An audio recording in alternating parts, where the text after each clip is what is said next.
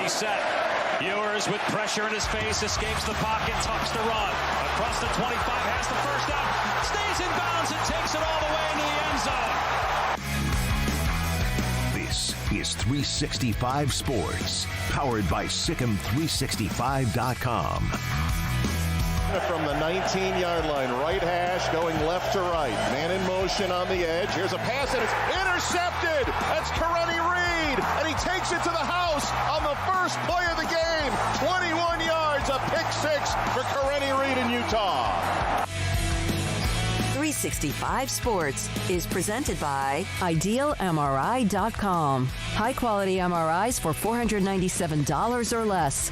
IdealMRI.com. Your health is important, so is your budget. Here's Schrader in a huge hole.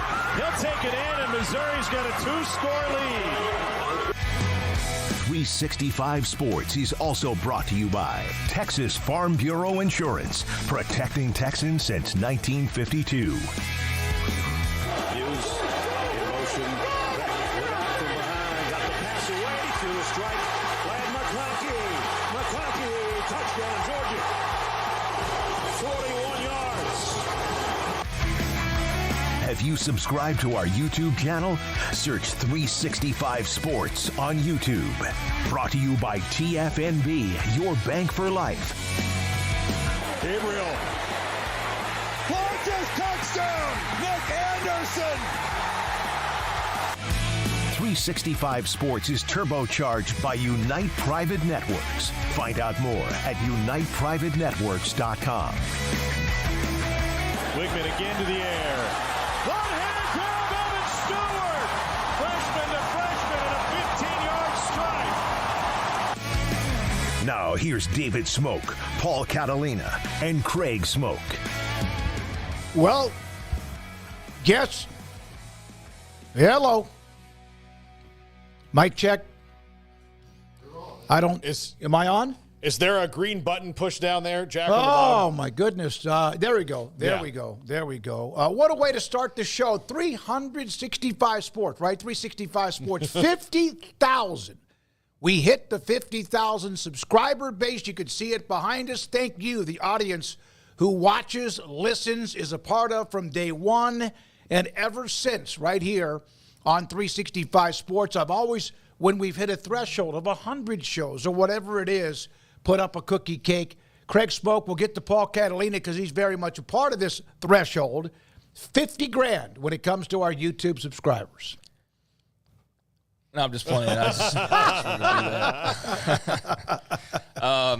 It's very cool. It's a big milestone for sure. To start off at 0 and to get all the way to 50K it's a long journey, and at least a very interesting one, and one that took a while to get here, but well worth the time and the effort, and just proud of everybody on the team to having done what they've done to team-wise get this to where we are now, and hopefully get it to some other milestones down the line. But, this is not the end. This is only the beginning, hopefully, but it is a very cool number to hit and to be proud of hitting and to want to build off of. But a very exciting day today for sure. Yeah, it's I'm fired up. And guess what, guys? If you look behind you, I sent you a picture of it early, but we got a present from Barry Crawford. The Oklahoma State paddle. Yeah, very cool. Is right there. And here's what he said. He was watching a show that we had done like a recorded one, and in the chat, he and Paxton were talking about how I had mentioned I attended an OSU game and how loud the paddle people are beating on the pad on the wall. And he said, I was inspired to send to the show so Paul could enjoy the thought of that noise on the daily. My daughter went to OSU in the fall semester of 2015. 2016, she joined the Spirit Club. The paddle people being a Spirit Club, it is similar to club sports, sponsored by the university. As such, the school provides tools and materials, but each student is required to make their own paddle. Jack, asked about this earlier. As you would expect, the students manage to break several paddles a year, and in recognition of this, they make extras. And at the end of the 2017 season, my daughter had a paddle left and gave it to me. I do hope to see it displayed on the show with love and respect. Barry Crawford. So thank you, Barry. So we got a present from a listener, That's awesome. from a viewer. That's very cool. It is one of the cool things, and we talked about them a lot this week because they were one of the stadiums that was tragically left out of the top 25 of the which EA still Sports. doesn't make sense. We all had their back on that. They should have been on that list. But that's, if you were to go around and pick like an artifact or not an artifact necessarily, but, like a piece of memorabilia or just an item that represented a school around the Big 12, the Oklahoma State Cowboys paddle has to be one of those, right? Like that would be one of those types of things that you would want to scoop up and collect along the way. So, that's a very cool gesture, Barry. We definitely appreciate that, and it's right behind me, so you should be seeing it quite often. So thank you very, very much. So there is the cookie cake, and I got a little one I stuck to the side that I bought when I was there. These are at the Richland Mall in Waco. I call them up. I go by a couple of hours later. They put one together. We appreciate them for doing that, and it's great to be able to celebrate considering where we were just over 4 years ago. And no question, the college football realignment, hopefully the other content we bring to you, but the college football realignment, and when it all just went, what? In the summer of 2021 led to a lot of you that are part of this show that wondered about your program, your favorite school, where are they going to end up, Big 12 or elsewhere. And, of course, that never will change. Do I have a piece of you got some cookie icing cake? on you. You might want to check Yeah. out. But I understand. I love Great American Cookie Company. So, hey, if you want to sponsor, that'd be right there on the dream list, especially how often we buy them. But, odds are we'll be talking about some form of realignment again in the future, just not as hot and heavy as it was at that point in time when that just really kind of fell in our laps, right? The timing of that all with the Oklahoma-Texas story and then everything that turned into. And I think we, still go there here and there when it warrants it, and we will continue to do that. So, I don't think that segment of the show is entirely over, but, it's just not what it was at that point in time for sure. And that time period, it definitely is where you look when you go like, how did this get off the ground really? We had got off the ground, but it was realignment that really took it to like an outside of this pocket area and into more of the national conversation with all of our Big 12 brethren and then people beyond that as well. And then obviously a lot of schools moving around and making for some interesting, waves with the audience. So, it's been cool to get here, and realignment did help this thing right out of the gates. I do think it is tragic that Paul Catalina, I think, made a bet to the subscription base that he would do a keg stand when we hit the 50,000, which should have been done today, and we still have 3 days next week before the holiday break, and then we're going to wait until we get after, Big 12 Media Days. I think that you're delaying. No, I'm not afraid. I'm not afraid. This happened about a week before I thought it would, to be quite honest with you. So I will admit to being ill-prepared for the actual day. Yes. Should we just go to the corner store and get a six-pack? No, we need to do it right. No, we got to do it right. Like I don't know why we want to just shove it in there just to say we did it so quick. I don't know. I want to see the vision I had was pageantry, which most keg stands don't have. Pageantry I want that of college football. I want this to be the Parisian restaurant, the Michelin star restaurant of keg stands. That's what I want it to be. I don't want it to be no. I just Fireball whiskey and keg stands. I don't want it to be I'm pledging a fraternity keg stand. I want this to be real. All right, we're going to do that when we get back from Big 12 Media Days at some point, which is, of course, I guess the second week of July, which will be there the 8th, 9th, and 10th. I believe that's right, the 8th, 9th, and 10th of July in Las Vegas. All right, so there's a lot of lists, right? We've discussed this. A lot of people with lists that have come out. It gets a lot of discussion. EA Sports has been putting out from offense to defense to whatever else. And now the next one, the power rankings. When it comes to college football, these are the top 25 teams according to who they are based on now within the system of college football, 25 that gets released here in a couple of 3 weeks or so. When I go down the top 10.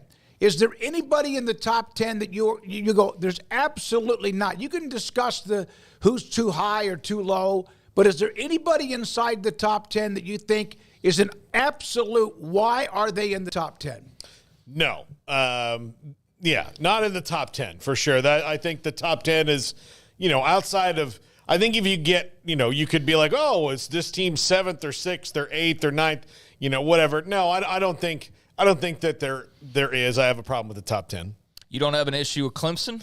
I have an issue with how high they are, but if they were 10th and Utah was 6th, I would be fine with that. Like, I feel more confident about them than I do about Utah, or Utah than I do about Clemson. But I think Clemson's a little bit high, but that's not the game we're playing, like he just said. Yeah, you have more confidence that Utah will end up higher than Clemson. Yes, than Clemson. Okay. Yeah, I think they've got a deeper roster, more apt to their conference, where they'll lose less games. Yeah, based on the question you asked, Clemson, what does it matter? It's a little bit high maybe for them, like you said, so not a big deal. But I just wondered, because I know you always have a knowledge and a feeling on Clemson. Well, so they make sense where they are. Maybe a little bit too high. So top 10 wise, I think that's okay. I don't think there's anything that's just like a smack in the face to college football fans out there if you want to eliminate the whole, they're 2 spots too high kind of conversation. No. Here's my thing about Clemson. They still, Dabo Swinney, and he's proven this over the last couple of years, that in spite of the fact that he does not go fishing at all the ponds that you should go fishing at, he is still a very good, if not one of the best, high school recruiters. They keep most of their guys. And he's going to win most of his games. The problem is that when they play teams, and the conference is getting better now, when they play teams that are at their level or even slightly above where they weren't before, that's where they're going to lose and find themselves on the outside looking into the playoff conversation, because Miami went out and got Damian Martinez and guys like that because they had holes to fill and they were upgrades.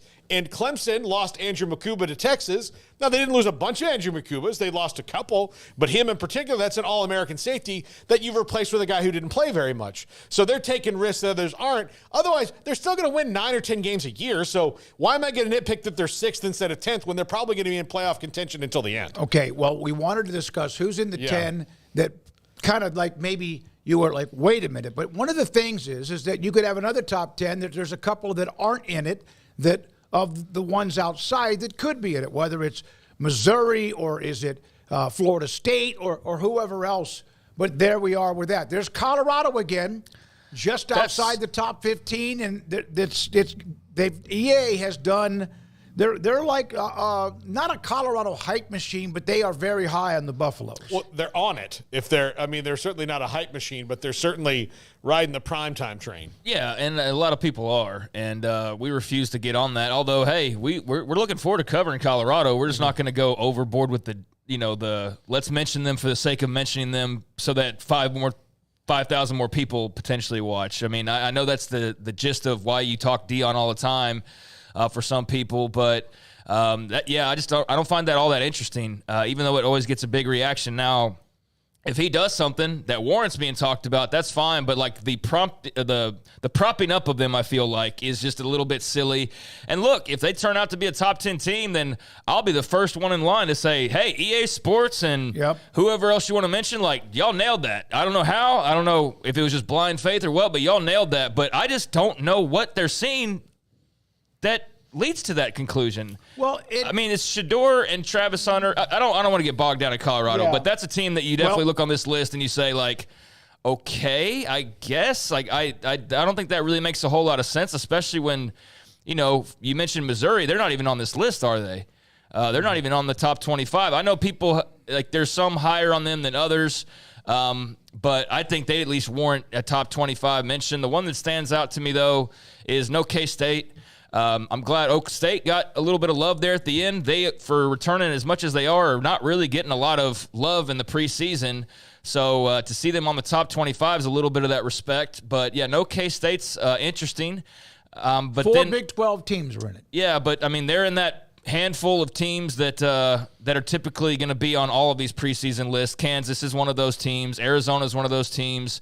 Oklahoma State should be one of those teams. K-State, Utah, and then Colorado thrown in there as well. So there's 5 teams from the Big 12 on this one with no K-State. But yeah, that's another one that just jumps out to me that I'm sure people could quibble over, but not the biggest deal in the world. It's just a list from a video game at the end of it. All right, so there we are with that. Again, we could go all day on this, and we might, but we also want to get into a couple things. Sam Kahn, by the way, theathletic.com, will join us at 3:30, and I did give him a tease about if you went into a coma as a college football fan in 94, what would be the most surprising parts when you woke up sometime this month? And he'll join us in a little bit. Craig? Yeah, I think also if this were the way that it turned out, and this is the preseason, not the postseason, but if Ole Miss spent all that money to finish 15th, I think that would be a disappointment.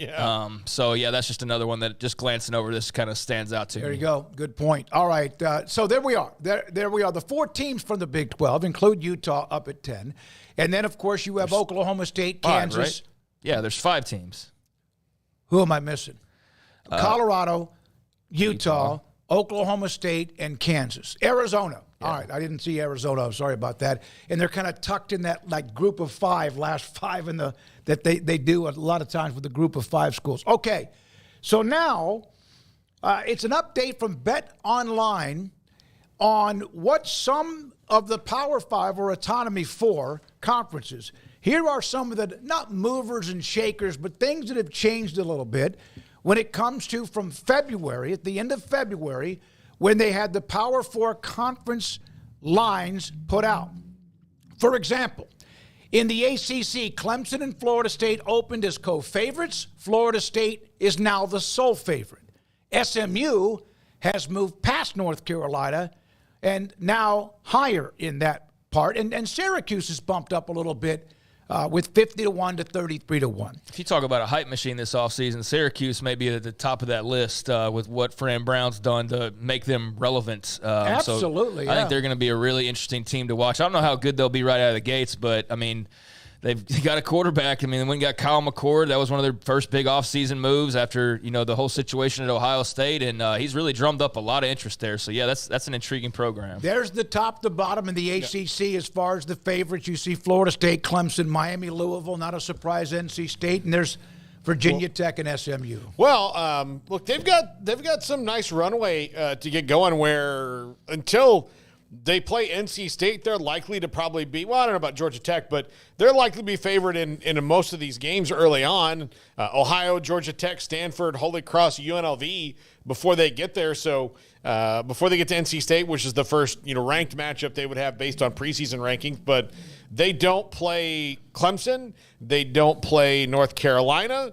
They play Miami. They don't play Florida State. So you got a pretty good shot there of having a nice little 7-5 year probably, bottom floor for the Qs right now. Can I say something maybe somewhat controversial, and maybe it's not, but North Carolina don't belong in the same mentions of Clemson and Florida State and all these other teams. I know we talk about them a lot. They've had some good years, but I feel like they're just kind of like automatically getting lumped in, and maybe it's because we talk about them so much because of basketball or through realignment, but would y'all agree with that? I feel like they kind of get mentioned a little bit too often as far as the whole football power rankings go, and I understand why, but who knows how good they're going to be. I mean, they just lost another quarterback. So, but I know what you're saying, Paul. I just feel like they kind of get lumped in automatically now, which I don't know if that's always deserving given who they're being lumped in there with. But, I think Georgia Tech with Haynes King back is an intriguing team.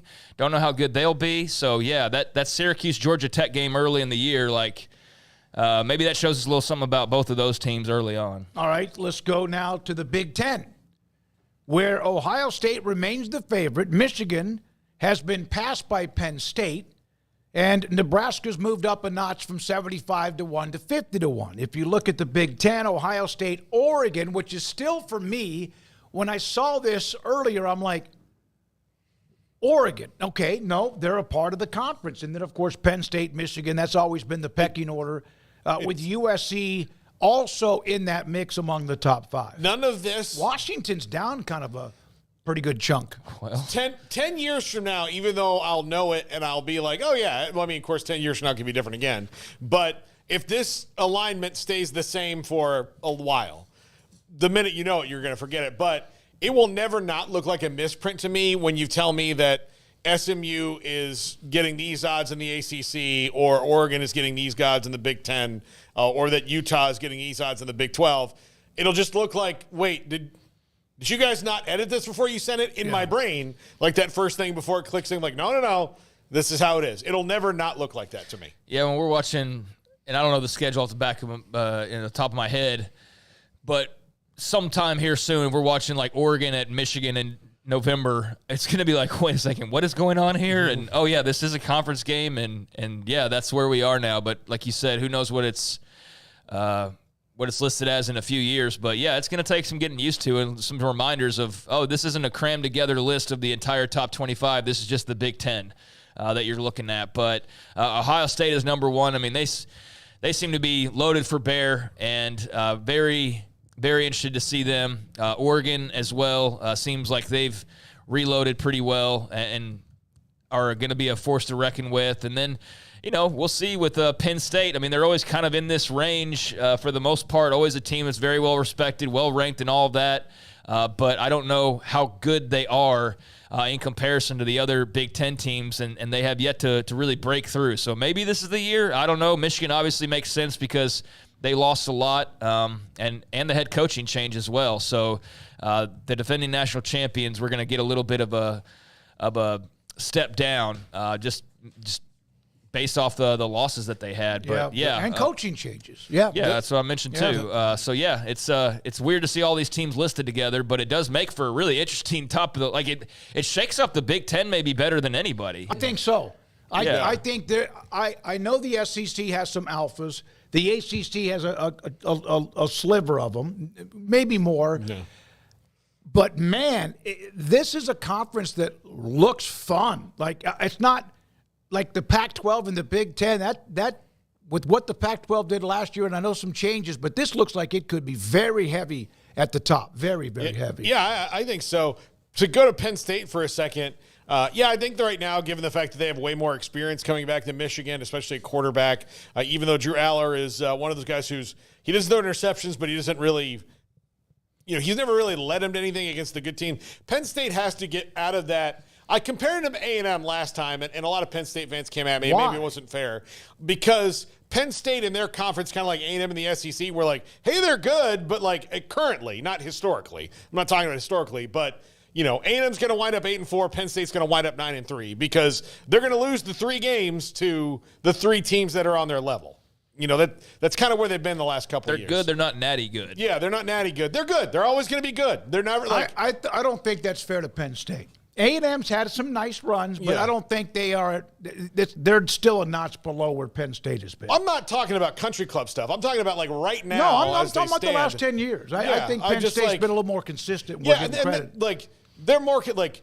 Well, A&M's consistently who they are. Penn State's consistently who they are, and that was my comparison. It's probably right. They're better, and they're better, but they're still not great. The part about A&M that might, if there's a notch that goes their way, it's that they have beaten Alabama. Yeah. So they've had a couple of those quality wins. Like the top 5 yesterday, I mentioned about A&M being a playoff sleeper, and that's just everything goes perfectly for them, which it never does. Yeah. And that's A&M's thing. A&M will beat Alabama and then lose to Mississippi State on the road when that team's got 3 wins. Like, that's what they'll do. Penn State will dispatch everybody that they're favored to beat, but they will not beat anybody that they're not favored to beat. Right. They don't have the ability to upset people. That is James Franklin's way to bear. Spike Dykes used to be that way. He would win. He'd beat Texas or he would beat somebody, whoever it was, and then he would lose to North Texas. So you maybe like the inverse of it to where you'll pull off – A&M will pull off 2 unbelievable upsets, but then they'll have 3 losses where you're like – you beat Alabama, but you lost to them? Yeah, the Penn State problems, they've just been barricaded by Ohio State and Michigan in various intervals, and then whoever pops up and is like that, like Michigan State in some years is really good. And but Penn State, I mean, they've won a couple of modern national titles, so that does separate them and put them on a different level. It's been 40 years, but they still are modern day titles. Back in the 80s, right? We won a couple of them. So, they're a little bit separated, but I understand the angle you're coming from there of kind of being really good, but not the best in the conference, which has to do some with them and some with, who is at the top of the conference. All right, let's get to the Big 12 and the SEC. The Big 12, according to Bet Online, K-State was the opening favorite. Utah is now the favorite. Oklahoma State has jumped up quite a bit from 16-1 to 7-1. Colorado went from 50-1 to 28-1. There you have the Big 12 with UCF at 4 when it comes to the gambling or the betting odds. That's like KJ. Yeah, that's the first thing that jumped out to me was saying UCF at 4. I think the top 2 is self-explanatory, and Oklahoma State, I guess everybody feeling like they've been a little bit disrespected has now jumped on that. Hey, let's take care of those odds because Oklahoma State's got a chance to be pretty good. So, yeah, I think Oak State probably about where they deserve should be, I guess, is the way to say it. But, yeah, UCF there is a nice surprise, and I think there's something to that. I think they could be pretty good, guys. Like, they had some struggles last year. They still had a pretty good year considering all the changes, the injuries at quarterback. Like, they still managed to play pretty well. They should have beat Baylor. There's another win that was right there that they just completely threw up all over themselves and lost at home. So I don't think they're being quiet about their expectations. They're also not going overboard with them. So I think they're in a really interesting spot if it all clicks with their transfer portal guys. Yeah, if they can become a more consistent team, when it comes to win the games that you're in control of, which wasn't just Baylor. It was a couple other games for UCF last year. That's going to be huge. That Baylor game was just so I wish you two could have been there with me, but the discussion between me and the rest of the people who cover Baylor was this felt to me like a Guy Morris game. Like it was early on, it was one of those things where, those Guy Morris Baylor teams would go on the road and then they could not have gotten back on the bus faster. Like it was just Kevin Steele, same way, was just like as soon as the game started, it was just like, oh man, just like get to the airport. Hope you guys got a chance to go to Disney World because it's not gonna be fun. But then Baylor gutted it out, which shows that they still had moxie. But yeah, that game was for UCF. That one is one they'll kick themselves for a long time. All right, so there's the Big 12, and guess what? From Colorado on down, churn those names up however you want, spit them out however you want, almost to a person. Those are the 6 that all of us put in the final 6 or the last 6 when we did our standings or rankings among almost everybody else who has joined us. Yeah, that's pretty dead on with I think the rankings that I put out the other day when we did these. I'm just looking at, I know there's probably one that's one higher, one lower here and there, but that's vibing with what I thought. UCF is the exception. They're a little bit higher, but West Virginia might be a little lower, based on last year. Yeah, they are right there on the outside, yeah. Yeah, they're expected to be good, but it's like, I can understand you wanting to leap them over TCU, and you can even make a good argument. I wouldn't fight you at all if you want to say that you put them over Texas Tech. Yeah. But then beyond that, I do think it's more of a question mark. But yeah, West Virginia's in that weird kind of middle area where they're definitely getting more respect than last year, but they're still not getting a ton of like, hey, you've got a chance to really contend. It's more of like, you should be a bowl team and you should be pretty good, but we don't think you're one of the best teams in the league. And so they've got a chance to disprove that. And they're a unique team that I don't know that anybody has a real great grasp on, especially in light of how surprising they were last year. Okay, we got to get to the SEC and then break for Sam Kahn. SEC, a couple of changes, nothing at the top with Georgia and Texas 1 and 2. Alabama moved ahead of Ole Miss for 3rd. LSU moving to 5th, getting by Tennessee. Oklahoma moved up from 50-1 to 33-1, and there you see the SEC, at least for now, the odds and winning the conference title. I think that's more fair to Oklahoma. I don't think that they're right away an SEC championship contender, but I also don't think they're 50-1. I don't think it's that far off. So 33-1 is probably even still a little too far, especially considering A&M is 16-1 right above them in that. So yeah, I would still give Oklahoma a better shot at winning the SEC than A&M, just because tragic things don't befall them the same way that they do the Aggies. I don't know what witch that they hit with their car in the Stephen King novel they're constantly living in, but that's kind of how it is. But there's reasonably 4 or 5 teams that like you think can probably win the SEC, and I think it's those 5 at the top. And Tennessee, Mizzou, A&M, Oklahoma. Like we'll see how they do. Vanderbilt seems a little high. 250 to 1.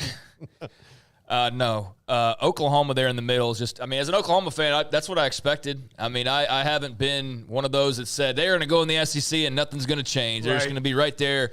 I have my concerns. I have my worries, if you will, about just what life's going to be like post-SEC move. Like, is this a scenario where I'm still used to watching them win 10 games a year for the most part every single year, save for injury or just whatever that gets thrown your way sometimes, but save that, you're winning 10 games, if not more. I don't know, man. Like, when's the last time they were in the middle of preseason conference title rankings? When Stoops was there the first year. So 1999? I don't know where they were ranked because it was the Big 8. No, it was the Big 12. I'm sorry. Yeah, so I would think they were probably somewhere in the middle of the pack when it comes to the Big 12. But that's just, it's weird to see that because they're usually 1 or 2 There's no way every single year. Yeah, it was no way since then. They've been always among, if not the favorite, among the top 1 or 2. I think maybe like 2014 or something, like TCU, Baylor, maybe Texas maybe Oklahoma wasn't top 2. But that's a maybe because pretty much every year they were like a top 2 from about 2000 on. So, yeah, to be in the middle of a preseason conference rankings, it's a whole new world. Years. And, I'm very excited about this season because it's so new and it's so different that it's going to be amazing just how fresh it is. But is that going to result in a lot of happy endings when it comes to results? I don't know, man. So I'm hoping to be surprised in a good way.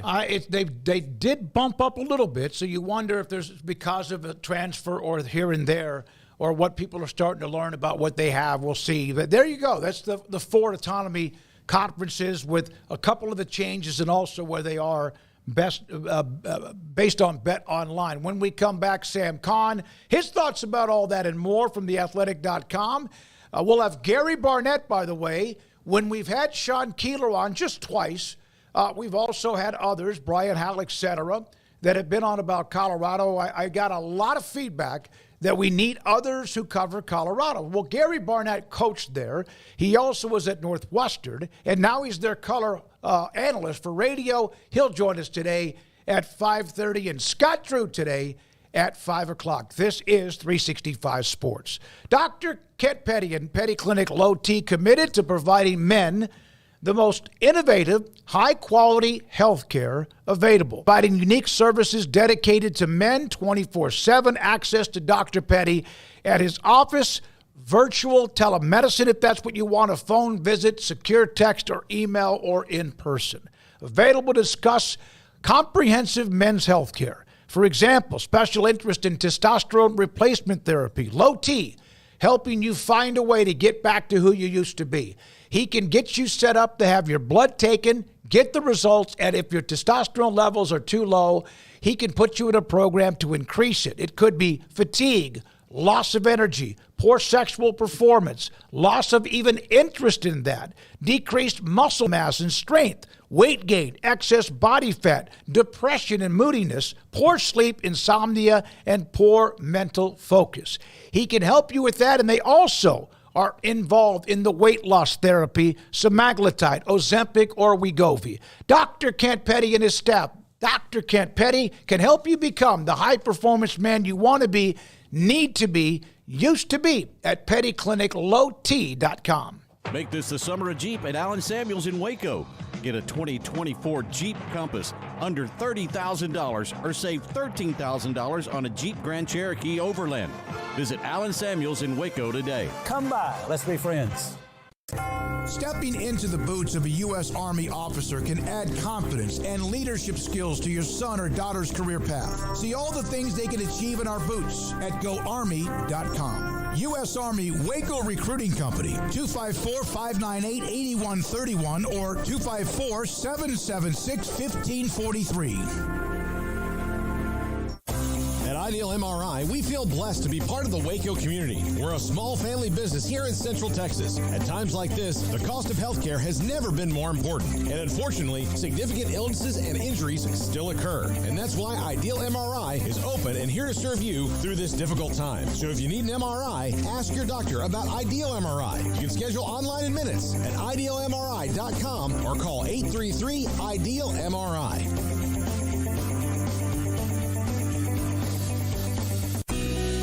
Camille Johnson Realtors guide you seamlessly through the process of buying your dream home or selling your current one, commercial, farm and ranch, or residential. Camille Johnson Realtors can smoothly and successfully lead you through any transaction. With a team of 28 experienced agents who are excited about serving you, Camille Johnson Realtors services the entire greater Waco area. If you're in the market to buy or sell, contact Camille Johnson Realtors, 104 Midway Center in Woodway, or find them online at www.camillejohnson.com. Camille Johnson Realtors, elegant, charming, warm.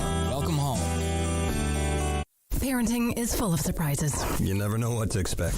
So after our son was born, I called my Texas Farm Bureau insurance agent to set up a life insurance policy in case something happened to me. Sawyer is now 2. And we'll soon have a sister. There's no one else I would trust with protecting my family. Stop by and see our agents at one of our 3 McLennan County locations. Coverage and discounts are subject to qualifications and policy terms and may vary by situation. Baylor alumni are more than 160,000 strong. When we all join hands to support our university, we don't just move the needle, we move mountains. Working together, we create life-changing opportunities for students on the field, in the classroom, in the laboratory, and in life for generations to come. So get connected, get involved. Learn how at baylor.edu/alumni. Let the journey to financial brilliance begin with Genco's limited time offers. Max your earnings with a Casasa cash account and get paid monthly with a 4.25 APY. That's $425 annually. Then invest in a 13-month share certificate and earn 4.9 APY. That's $529. Earn cash and outshine the rest. At Genco, we offer you the sun and the moon. Casasa based on average daily balance of $10,000. Certificate based on $10,000 investment. See GencoFCU.org for details. NCUA.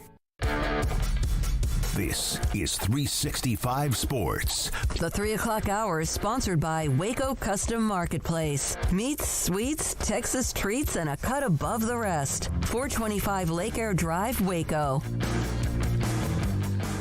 Sam Kahn, theathletic.com, with us on 365 Sports. Craig Smoke, Paul Catalina. I'm David Smoke. Sam, I gave you a little bit of a tease on this one. If in 1994, after the season ended, you went into a coma, or you just didn't know anything about college football for 30-plus years, and you woke up today, what would be a couple of, maybe even 8 things that would, like, bulging eyes, what is going on? There's no Pac-10 or Pac-12 or whatever. It wasn't Pac-12 in 1994, but there's no Pac-10. That would be the first thing. There's no Southwest Conference. The Big 8 is merged. They're paying players now. Stanford and Cal and SMU are in the ACC. Oregon and Washington are the Big Ten. I mean, we can go on and on. It is, when you put it that way and you put that time frame on it from 94, it really is radical how much things have changed. Not just the conference alignment, but the whole landscape, the fact that we can do NIL. I mean, 94 would have been 7 years removed from the death penalty at SMU.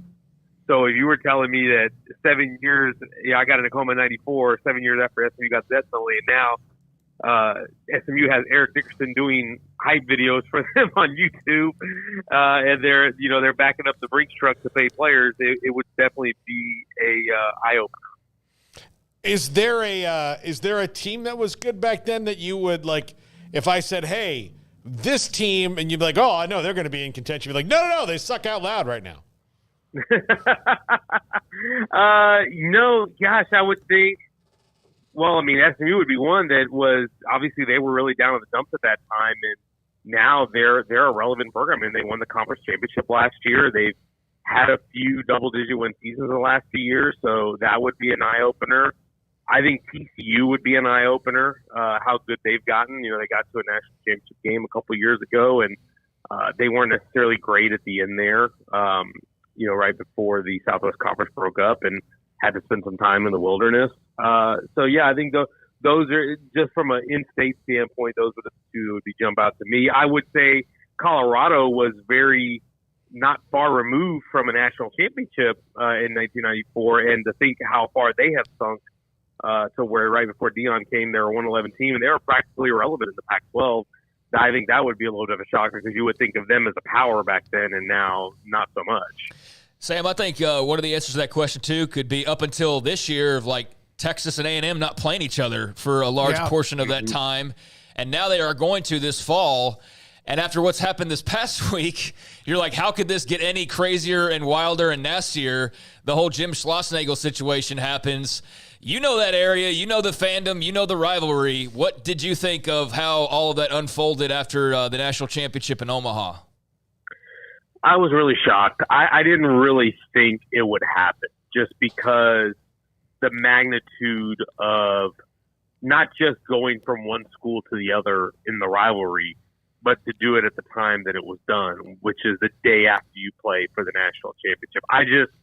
I didn't really think anybody had the gall to do that. And so even though there were the rumors after the Pierce firing and things were circulated and Schlossnagle had his answer on Monday night during the press conference, even then I still wasn't convinced that it was going to happen. I thought to myself, well, he'll get an extension. There will be some push, to get the ballpark stuff going that they've already approved the plan for, and whatever his assistants need raises or what have you, and they'll get all that done, and it'll just be a smoke screen, and it won't amount to anything. And then when we got to Tuesday afternoon, and then it was actually happening, I was like, oh, buddy, like, this is wild. I just did not think, even knowing his relationship with Chris Del Conte, I still did not think it would happen because I don't think in my lifetime I haven't seen that happen. Certainly not in a major sport that somebody goes from Texas to Texas A&M or vice versa as the head coach, and after having such a successful season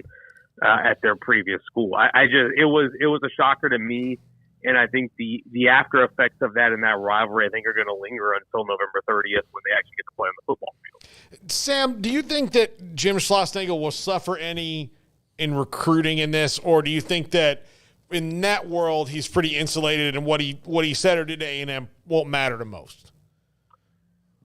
It's hard to say because I think there is a dynamic in baseball that is different from football and other sports. I think that fraternity is a lot closer. And so that move definitely opened eyes. But I'd be lying if I said I understood how the recruiting stuff works in baseball as much as in football, because you've got the draft and guys can get drafted straight from high school and all that. So I would say that overall, I don't think it's going to have a long-term impact. Because when you talk about recruiting and you talk about young men who are teenagers, their attention spans are fairly short. Certainly, you're going to have some people probably negatively recruit against Schloss using some of this. But I think at the end of the day, kids are looking out and their parents are looking out for themselves and their best opportunity. And if they feel that Texas is that and that Schloss is best equipped to help them reach that, then they'll go there. And I do think right now it's such a big storyline and we consume it, all the time, every day. When football season gets here, I think it'll become a little bit of a distant memory just because the attention will shift to that. But yeah, I think in any situation like this, there are going to be some people who look at it and say, you know what, I don't like the way he handled that. And it may give them second thoughts about whether or not they want to go play for him. Let me ask you this, and I think you could go with any of these as far as of the schools moving into a new conference. The ones that it appears to me, and you guys help me if I've missed somebody, Texas into the SEC, Utah into the Big 12, and also Oregon into the Big 10. Which of those three, Sam, is most likely to win a conference title? I think Utah in the Big 12. I just think the way that Kyle Whittingham has built that roster and they get Cam Rising back healthy, and we've all seen the odds. I saw you guys read off the odds just a little bit ago. Utah is the favorite, I think, in the Big 12, or if they're not 1A, they're certainly 1B behind Kansas State. I think they're the most likely. That said, I think all three teams you mentioned have a legitimate shot. I think Oregon's going to be really good. I think Dan Lanning has done a tremendous job recruiting, and getting Dylan Gabriel in there is huge. And then you look at Texas, I do have a little bit of a question as to how good they're going to be on the defensive line interior and how important that is in the SEC, but everything else is in place, and the roster is SEC ready. I mean, we saw them play against Alabama last year, and the way they beat them up essentially at the line of scrimmage tells me that this team is on the right track. But that conference, I think, is so much top heavier that I think it's harder to break through there. But I think all three have a shot, but if you made me pick one of those three, I'd think Utah has the best. Sam, what do you think about A&M's potential as a sleeper? I like it. I really do. For as much as they've taken it on the chin from a public perception standpoint, this is still a really talented roster. Yeah, they lost guys in the portal, and they lost Walter Nolan and Evan Stewart, but you look up and down the roster, they still have legit guys, and they brought some good guys in the portal.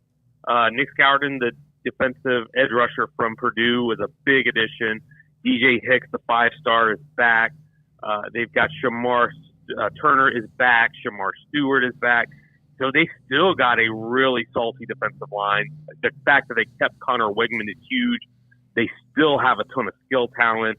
They've got to get the offensive line figured out. But when I look at the roster and the depth, and then I see the behind-the-scenes impact from Elko and things that are going on in the program that were not going on last year, things like keeping guys accountable, making guys, disciplined, making sure we're not missing meetings or being late to workouts and things like that. All those little things I think are going to add up that this is a team that if things break right and you're able to win that Notre Dame game and get in a roll, maybe this is a sleeper team that could get a playoff berth. I do think they have that kind of top-end talent to make that kind of case.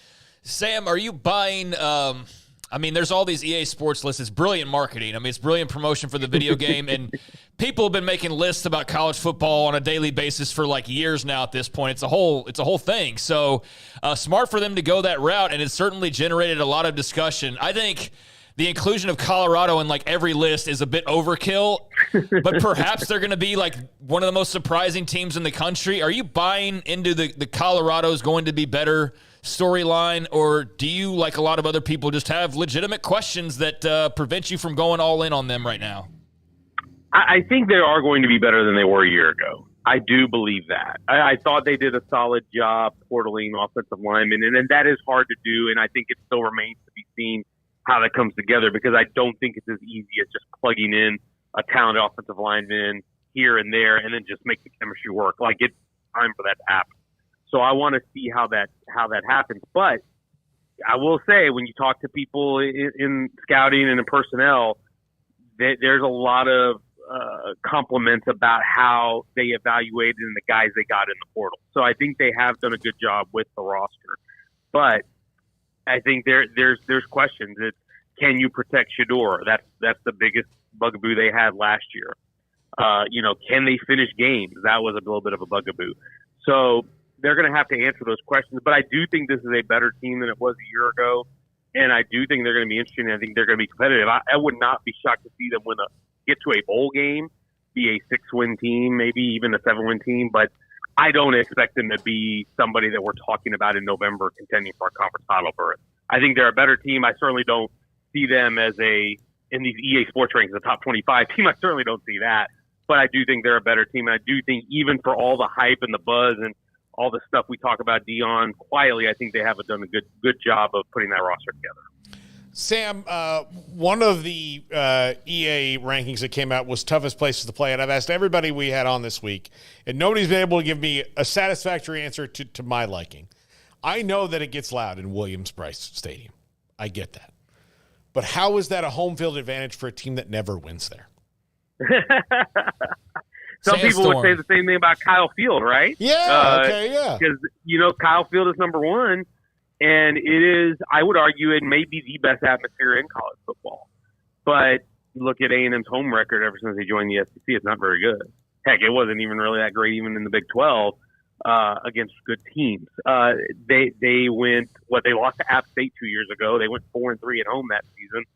A lot of it is the quality of the team. I think it's when you say toughest place to play, I guess the question is are you saying it's hard to win there, or is it just a difficult atmosphere independent of the team quality? Because if we're saying the latter, then I think, yeah, Kyle Field deserves to be up there. Williams-Brice maybe deserves to be up there. But the quality of the team has to matter at some point. Like Bryant-Denny Stadium is listed second on this. I don't think Bryant-Denny Stadium is the second hardest place to play. I think Alabama's just been that good for that long. Yeah. For my money, LSU is probably the hardest place to play just because that's just, if you've been to Tiger Stadium on a Saturday night, buddy, it's just a different deal, and those people are lubricated, all day long, and ready to give you hell for 3.5 hours. But I think sometimes we can conflate how good the team is with the atmosphere, when I think that there is sometimes a direct relationship to that, but sometimes like Texas A&M can be bad and still have 100,000 people in the building. I think there's something to be said for that. So these lists are so subjective and they're hard to parse through, but I do think generally they got a lot of the good ones in here. The one that I was shocked that got left off was Oklahoma State. Oklahoma State, with how close the stadium is to the sidelines, and the fans there with the paddle people and all that stuff, like that place can get really hairy, as you guys well know. It's been some road games there. It can get a little sticky there. Carter Finley at NC State is like that a little bit. There's some ones on here that got left off that surprised me, but I thought overall they did a pretty solid job. Yeah, Oklahoma State was one that we mentioned too. We actually got a paddle, one of the real deal paddles. Yeah. It has as a gift from a listener today, which is very, very cool. So before we let you go, I guess what would be your number one from the Sam Conn Stadium experience rankings, and where's the place that you haven't been that you most want to go at this point in your career? Tiger Stadium is number one for me. Yeah, of all the places I've been, that one is just the fans screaming and the pregame, they're rocking the bus. They may throw beer on you if you're an opponent. Listening to that, listening to them sing neck, listening to them sing in unison pregame and in the fourth quarter, it's nuts. It is just a different atmosphere. The one on this list, I'll give you two on this list that I haven't been that I'd really like to go to. I'd really like to go to Ohio State. I haven't been there. That would be a cool experience. And I'd really like to go to Austin. I've heard so much about Austin Stadium in Oregon, and it's not as big of a stadium, but it seems like a different vibe. That is one that I would love to go, just because I've seen so many games on TV that look really electric there that I think it would be really cool to be. Sam, have a great weekend. Big 12 Media Days around the corner, and then, of course, before we know it, practices, games. Thank you very much for your time. I want to let you know we've got a cookie cake on our set. We are at 50,000 plus subscribers, and as you know, we didn't start this but 4 years ago. And guests like you and others that work at theathletic.com have been a part of the content that we bring. We appreciate it. Thank you very much for your time, and we hope to have you on again soon. Yeah, appreciate it as always having me. Y'all take care. Sam Conn with us, 365 Sports on this Friday afternoon. Yeah, just a lot of fun stuff to talk about, and always good to talk to Sam and get his takes on things. I was just sitting here thinking about, I think Autzen would be pretty high up for me. So would Tiger Stadium. So, yeah, those two are great choices as far as places that you haven't been that you want to go. Same for me. I think they'd be right there in the mix at one, Tiger Stadium, I think for sure. Like, I think that's probably a lot of people's number one if they haven't been there just yet. But, yeah, Sandstorm, Paul. Sandstorm just gets the people going. I've seen a lot of the South Carolina debate, and I've seen a lot of defense of South Carolina.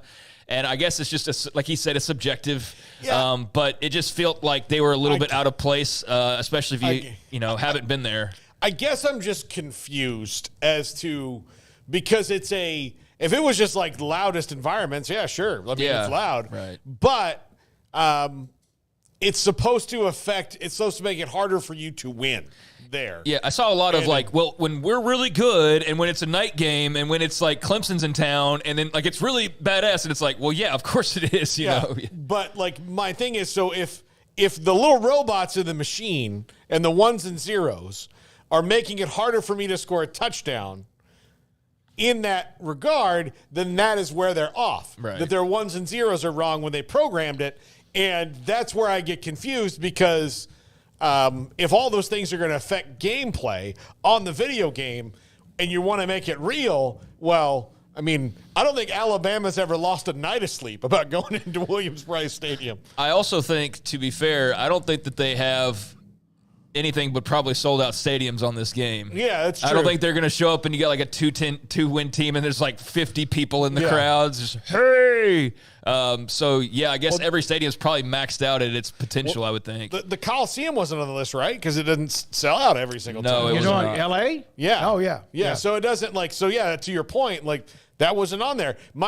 Miami hasn't done that since the Orange Bowl. So, you can't really, I mean, again, you can, If you go to Wikipedia on their stadium, it talks about, which again, you can get mixed up in how hard it is to win there compared to atmosphere, that it has been ranked by an SEC website as the loudest atmosphere, even ahead of Kyle Field. But bottom line is it hard to win there? What I'm going to try to do is find out what their record has been the last 10 years and how many of those wins, which has been sporadic, are actually at home. Maybe at home they win a lot. I don't know that, but it did kind of Williams-Brice. Look, for South Carolina, a lot is a relative term. Yeah, but what I'm saying is, let's say they've won 5 games on average a year, if they have. Are four and a half of those wins at home? Yeah. So maybe that, I don't know. I don't know. All right, when we come back, Grayson Grundhafer will join us, 365 Sports. We appreciate your time. Please click the like and subscribe button and be a part of the 50,000 plus that we reached and passed the threshold earlier today. IdealMRI.com. In fact, when I saw the news about us reaching 50,000 plus, one of the first people that I talked to by text, Dr. Rob Maxey, Ideal MRI. I don't know. I think Brad Boozer and Bruiser's Jewelers was perhaps the very first person to commit to be a sponsor of what we were going to do. And at the time, we really still weren't real sure what it was. We had an idea. Dr. Rob Maxey is in the top 2 or 3 who contacted me and said, I want to not only be a part of it, I want to be a title sponsor. IdealMRI.com is an amazing business for you, the customer, and here is why. They have a state-of-the-art imaging machine, and they also are not going to charge you more than $497 or less every single time when the average MRI is $1,100. I have been inside their imaging machine. I have had the evidence sent to me, and I've even had Dr. Rob Maxey contact me with a text message and give me an idea of what either he did or did not see. If your doctor wants a closer look of what is bothering you so much and you need an MRI, suggest to him Ideal MRI. He probably or she probably knows exactly what you were talking about in the Central Texas marketplace on the southern part of I-35 in Waco. With so many companies and policies out there, it gets so confusing shopping for insurance, and I never know if I'm getting the policy that's right for me. Luckily, I met the team at the Niche Group Insurance Agency. With the Niche Group, you can go to one company and get access to coverage options from many insurance carriers, and you get to speak to a real person about your specific coverage needs. With the Niche Group, I know I'm getting the right coverage at the right price. If you need insurance, talk to the experts at the Niche Group at 1-800-258-8302. Don Humidor, your home with a 48-foot walk-in humidor with the elite cigar brands from around the world, including the #1 cigar of the year, Aging Room Cuatro Nicaragua. Plus, they have the great brands like Macanudo and Artur Fuente, Rocky Patel, Aston, and so much more. CBD, great for sore muscles, aches and pains, sleep, Vita Dreams, and anxiety, mild depression, general health and wellness. Their staff very knowledgeable on the subject. Don Humidor in the Townwest Shopping Center off Valley Mills in Waco.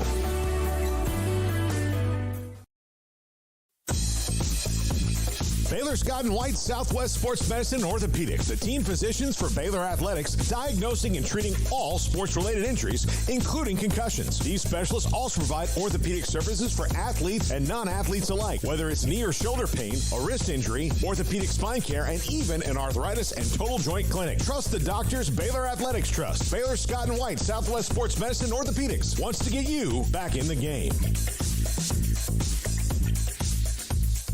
Waco Custom Marketplace is your hometown grocery store with a full-service butcher shop and bakery. Hi, this is David Smoke. The butcher shop can take your customized orders for seafood, pork, and poultry and custom cut your favorite steaks from bacon wrap fillets, sirloin steaks, bone-in ribeyes, boneless ribeyes, and even prime rib. Cut specifically the way you want, the thickness that you want. They're all delicious. They have Norwegian salmon, mahi-mahi, catfish fillets, sliced ham or turkey, variety of cheese, and several options of sausage links, and even regular jalapeno or cheese snack sticks, fresh chicken breast or whole chickens, sliced bacon, pork chops, and ground beef, marinated beef or chicken fajitas, and always large briskets and tri-tip available, plus fresh vegetables. So the great product, customer service, and tradition continues at Waco Custom Marketplace, a full-service butcher shop and bakery, open Monday through Saturday. The Bauer family, Waco Custom Marketplace, 425 Lake Air Drive in Waco, or WacoCustomMarketplace.com.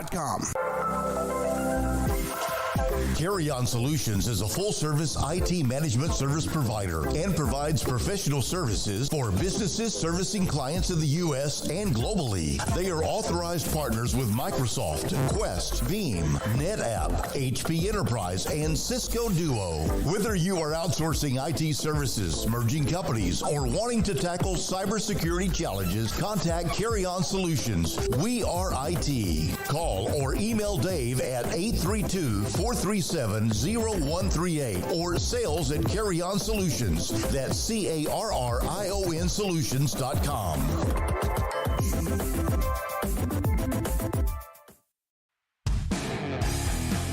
This is 365 Sports, powered by SicEm365.com. Enjoying the show? Hit the like button and subscribe. Grayson Grundhafer, 365 recruiting sports analyst, co-host of the Bearcast. Grayson, I read your opening line today, where I am at for today. This is a very ominous type of start to the column. Baylor has to regain some momentum on the trail over the course of the next few days because things have stalled since the official visits ended. If they don't go well, the expectations for this class go down the drain, which means the only cure would be winning on the field. That's truth serum right there. I agree with you, but I'm not as deep into the recruiting as you are. Has it been stunning that they haven't gained more momentum? You know, I don't think I would say it's stunning. I think this was expected, that it might take some time for things to, kind of happen, because a lot of guys had their official visits lined up and had their dates lined up. But I would say that, they got to find a way to win a bunch of these battles. Because if they don't, if they, lose battles, if they continue to kind of, stay status quo, then, you're going to run into some issues, because there's big battles in front of them, and there's battles they really need to win. And they're battles that are very much up in the air still. So it's really more about that, because this staff has done such a good job of capitalizing on official visits in the past. They have to do it again. They got to find a way to win these battles when they got guys on campus, especially the guys who they've made priorities. So it is a big deal. It is a big week, a little over a week, I would say, and a big opportunity for Baylor to make a big jump here. But yeah, right now, things have been pretty stalled since the commitment of Leo Almanza, which is fine. Again, that's fine.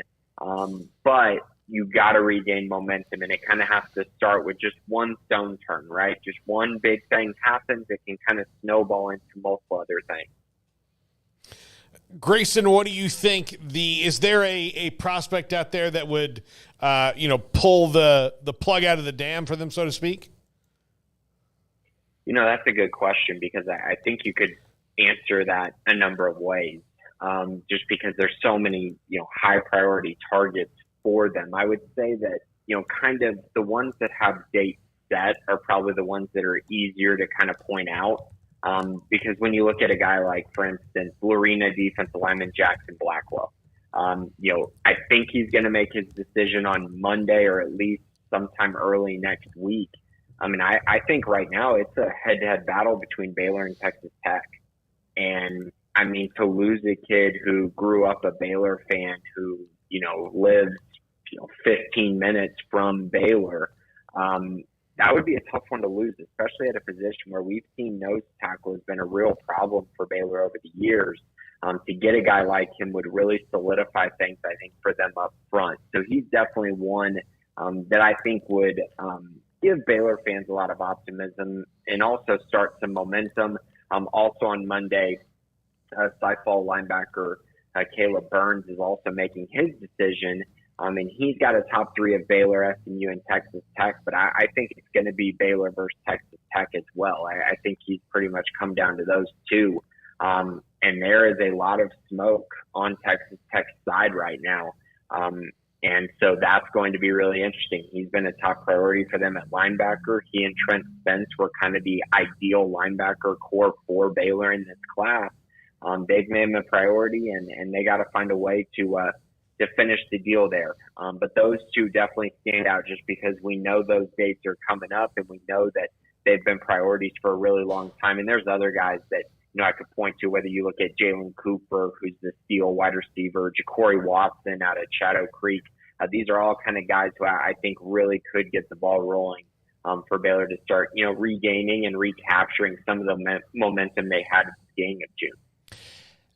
With all the conference movement and just kind of the changes over the past couple of years, have you seen recruiting just in terms of who they're competing with and kind of the teams that maybe give them the biggest bugaboo? Has that changed much in your opinion? And who are the teams, like you've been saying Texas Tech a lot. Is that the team that's kind of like the pest right now, I guess, when it comes to recruiting and landing some of the guys they'd want? I wouldn't say that anything has really changed just because, a lot of the guys, that we're talking about, they're coming down to, Baylor versus Texas Tech or Baylor versus TCU or Baylor versus Oklahoma State. Like, there are a lot of ones like that. I would say I do think there's a few more kind of random ones, if that makes sense. Yeah. When you look at, for instance, Ja'Cory Watson, he's got Baylor and Houston in his top, three-ish, but he also has Boston College.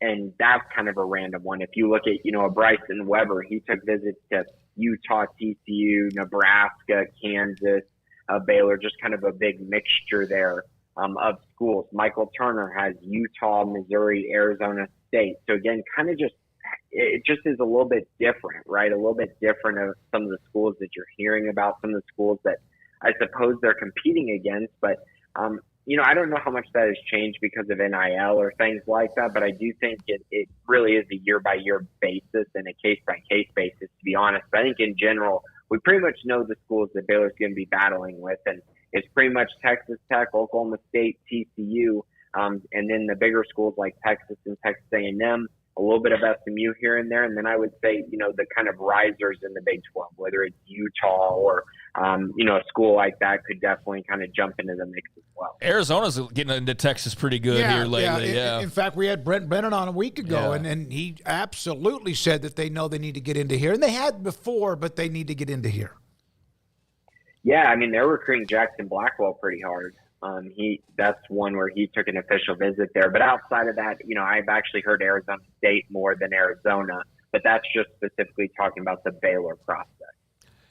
Grayson, you mentioned a lot of schools that are the ones that they're competing for prospects with. None of them that I can think of have a coach on the hot seat. Baylor, obviously, with Dave Aranda, that has to be something people are using against them. Has that been brought up by many of those who you talked to who have visited Baylor or you've talked to that haven't yet? It really hasn't been brought up by prospects specifically. That it's getting used to a certain extent on the trail. But, the thing of it is I think when you talk to any of these recruits, when you talk to any of the commits as well, there's a vision that I think they see at Baylor, and they see the changes Baylor made, and they see kind of this intensity and drive to improve. And I think you're seeing that from the Baylor staff. And I think because of that, recruits and commits specifically see that and have optimism in where Baylor is heading over the next year and forward with this same staff. I think most prospects, really do believe that. But it's absolutely getting used. And it makes sense, right? Because Baylor just had a really tough season, and you can utilize that in different ways if you're a different school. And They're going to, but I think right now and in general, I think Baylor's done about as well as you can in just kind of calming those things and making sure that each prospect knows and sees the direction that Baylor's trying to go going forward, and really sees a plan in place to make that happen. Grayson, NBA draft had Yves Missy go in the first round. Jacoby Walter goes first, actually, 19th. And then Yves Missy goes 21st. Missy to the Pelicans, Walter to the Raptors. I made note of this on Twitter the other day. 4 years in a row with a draft pick, that's a program record. 2 first-rounders in the same draft, that's a program record. And we could go on and on and on. But your thoughts on just the way they continue to build that NBA pipeline and where those guys landed, and just your thoughts on, the reaction to the draft itself. I know also Ray J. Dennis and Jalen Bridges also signing undrafted contracts as well. I mean, the Baylor program is rolling right now when it comes to basketball. And I mean, they've been gaining this momentum for a while now. And obviously when you win the national championship, it really kind of opens up some doors for your program. And I think we've definitely seen that for Baylor. There's definitely a belief in what Scott Drew has at Baylor. And I think when you talk about, coaching stability and things like that, I think Baylor's in a great spot there, which is very appealing to transfers. And then obviously the one and done thing. And I know a lot of fans are kind of against the one and done to a certain extent, but it's important for the program. And when you're churning out draft picks like they are, that's a big deal. And it's really only a matter of time before you put together a roster that completely complements a one and done prospect to go win a potential national championship. I mean, we saw it with UConn this year. They had Stephen Castle, who went number 4 overall, and they did just fine winning a national championship with him starting because they had pieces around him to make that work. I think Baylor is, working on making that work as well. And I think going into next year, they got BJ Edgecombe, who's also going to be a lottery pick going into next year. And so they're going to continue this streak in my eyes. And it's something that's really important for the lifeblood of the program and really just shows, where they're at right now as a program that's continuing to rise and continuing to put guys in the NBA and continuing to excel in many, many phases. Grayson, thank you very much. Thanks for jumping on a little bit later than normal with us on 365 Sports. Have a great weekend. Grayson Grundhafer with us on this Friday afternoon, and his segment brought to you by Richard Carr, Buick GMC, Cadillac people you can count on Loop 340 just off of Imperial Drive in Waco. All right, it's 4:11, much more to get to, including we have Scott Drew at 5, a little bit of a change. We have now seen the change when it comes to analysts in college football as far as coaches. What about basketball when it comes to recruiting? How many can hit the road? That and more next on 365 Sports. Waco Custom Marketplace. If, in fact, you ordered live crawfish earlier in the week, you could pick it up this afternoon. But now, if you didn't, it's already will come and gone. However, if you want what they have when it comes to a full-service bakery and butcher shop, you can find what you want. Inside of that butcher shop, you can find fresh seafood, pork, poultry, and also beef. They have maybe an entire whole chicken, or they have the different pieces cut up. If you want pork, there are several options of what you want when it comes to sausage. And, of course, the seafood with live lobsters inside the tank. They have mahi-mahi, salmon, and so much more. And then, of course, they have a lot of different shrimp. In fact, they have frozen shrimp if you want that to be able to put it in your freezer or let it defrost inside your refrigerator for something that you're about to cook. And then on top of that, the options of what you want when it comes to beef, from hamburger beef to steaks. The bakery, full-service bakery with fresh-baked kolaches every single day and other sweets and treats. Waco Custom Marketplace, your hometown grocery store. The atmosphere there with the Bauer family, 425 Lake Air Drive in Waco. Cars priced right, day and night. At Richard Carr in Texas. Trucks built for you, red, white, and blue. At Richard Carr in Texas. Cars that zoom with lots of room. At Richard Carr in Texas. Count on us, a dealer to trust. At Richard Carr in Waco, Texas. Established in 2007 and independently owned, Alliance Bank Central Texas is committed to helping families and businesses meet their financial goals. From their tellers to their board of directors, they know the importance of superior service and competitive products. Customers have confidence knowing that their financial needs are in good hands. It's your bank, Alliance Bank Central Texas, with 2 Waco locations, 4721 Bosque Boulevard and 191 Archway Drive on Highway 84, and at AllianceBankTexas.com. Member FDIC and Equal Housing Lender.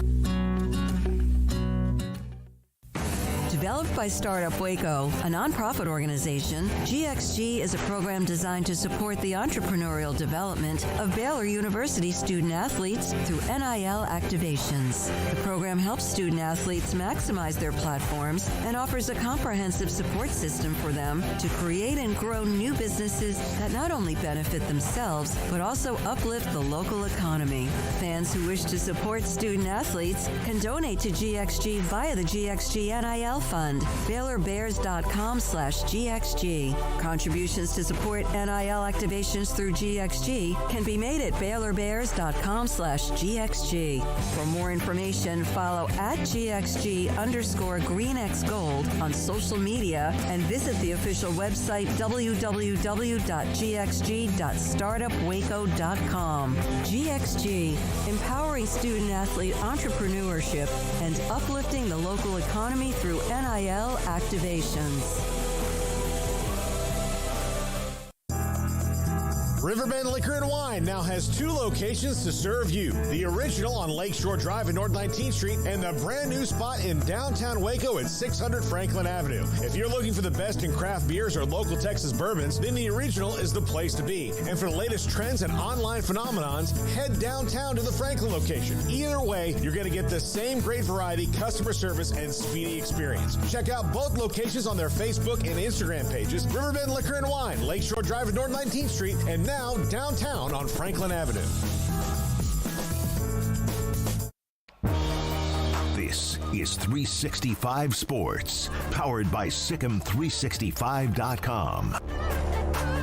The 4 o'clock hour is sponsored by Boozer's Jewelers, the wedding ring store, specializing in custom jewelry and repair, all in-house. Now here's David Smoke, Paul Catalina, and Craig Smoke. All right, Craig brought this up. He saw this Ross Dellinger of Yahoo Sports. I didn't know this was a thing, but I guess it is, as everybody checks off the list of the revenue sharing. Had a tweet earlier this afternoon that mentioned that TCU is the latest school that has confirmed that they're going to go max when it comes to the revenue sharing. And out of 130 plus what are the FBS schools, how many of these do you think we'll end up seeing? I mean, I hope not many. I already think that sometimes the whole announcements in college sports get a little overkill. It's like everything needs an announcement. I didn't realize now that people were announcing that they are going to fully buy into the max level of revenue sharing. But I guess it makes sense to just to answer that question that I'm sure a lot of people and a lot of fan bases have. I don't think they put out like a big graphic because that would be, I think really just like kind of silly. But I can understand announcing it in your website. I didn't understand or realize, I guess, that they're the latest because I hadn't seen anybody else announce this. So that was kind of news to me as well. But I suppose that's going to be the trend. And, hey, the bottom line here is regardless of how we all learned about this, that's great news if you're a TCU fan. Now, they're referring to what, like that 20 million tag? Is that right? I think. Yeah, but that's not even – none of that's not finalized. the cap. No, None so of that's like, so I guess they're just saying whatever that is, they're going to be at the top level. Yeah. And they will be fully committed. And, yeah, there are still a lot of questions about the House settlement and exactly how all that's going to work. And we've already seen, particularly in the richer conferences, the speculation on how they're going to go over and beyond that, even still through collectives or whatever that may be. But, that's great news for TCU. They've got the backing to put their dollar out there and compete with everybody else. And I'm sure Texas Tech will be the same based on just all the investments they've made, especially of late. It would be surprising to see them not go all in on this as well. And everybody else, all the usual suspects. And if you're in the Big Ten or the SEC, you have no reason not to, no matter who you are. Would you even have to announce it? No. You're making so much more money. Somebody called Indiana tomorrow and they would are you going to opt in for the full amount? Yeah. Is there someone that's not? Maybe, maybe somebody, I don't know, for some reason wouldn't do that, but it's all this extra money you're suddenly going to be making. So I would think that all those schools and those conferences are going to be all in on the max figure, whatever that is. And, beyond TCU, Texas Tech, I'm not sure about the rest of this particular league, but that is going to be the next arms race in so many ways, is who can pay the most for their roster. And it already kind of has been, but just in a different variation of it. I think with others now saying this, and all of a sudden I saw the slew of other nationals, Chris Vanini among others.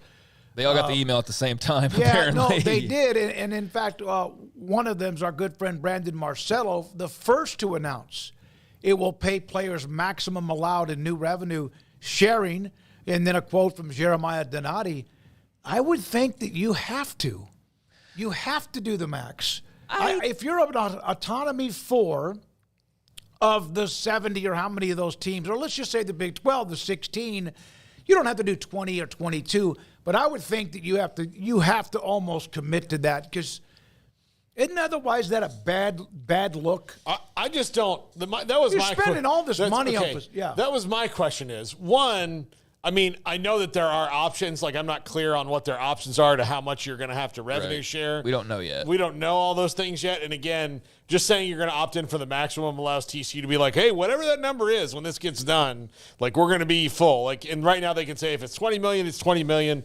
If it's 90, we'll do it. It gives you a window. Now, if it's 90, I doubt that's going to happen. No, not doing 90. But yeah, that you can say that knowing that there's a ceiling there for you and that collective will be involved. I applaud TCU for kind of explaining that, there was a myth out there that the NCAA was trying to be look, we make a settlement. We didn't even need collectives. We'll do it all on our own. And then, that it happens. You're like, hey, NCAA, you have math, right? You guys have a calculator?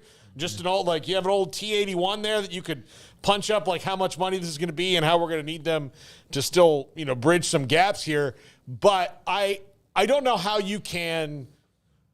It would be, I guess, the thing we've talked about in the past of, there might be some schools that are going to have to opt out of that. But what does opting out of that mean? Because if you're we can't go to the full amount, so here's where it's going to be. And then that's where what we heard about it at the Ritz-Carlton in Naples of the Power Four conferences and the others, they're meeting separately and the other guys didn't even know they were meeting. This is probably the indicator of that, of okay, well, we'll opt in for some of this, but we don't get $20 million in media revenue a year anyway, so I don't know what we're going to share with you. Well, Donati's announcement says they are going to commit to the maximum level that's permissible revenue sharing with their student athletes, and said there's a lot of questions that remain and they need to work out a lot of details. But besides saying that, he also let it be known that the Flying T Collective or the Flying T Club and collectives are not going away. And they will just look different, but they will still be a major part of college athletics. So he's basically letting it be known, hey, they're going to be all in on that, and collectives are still going to be hanging around, and they're going to be paying more money on top of that as well, or on top of that.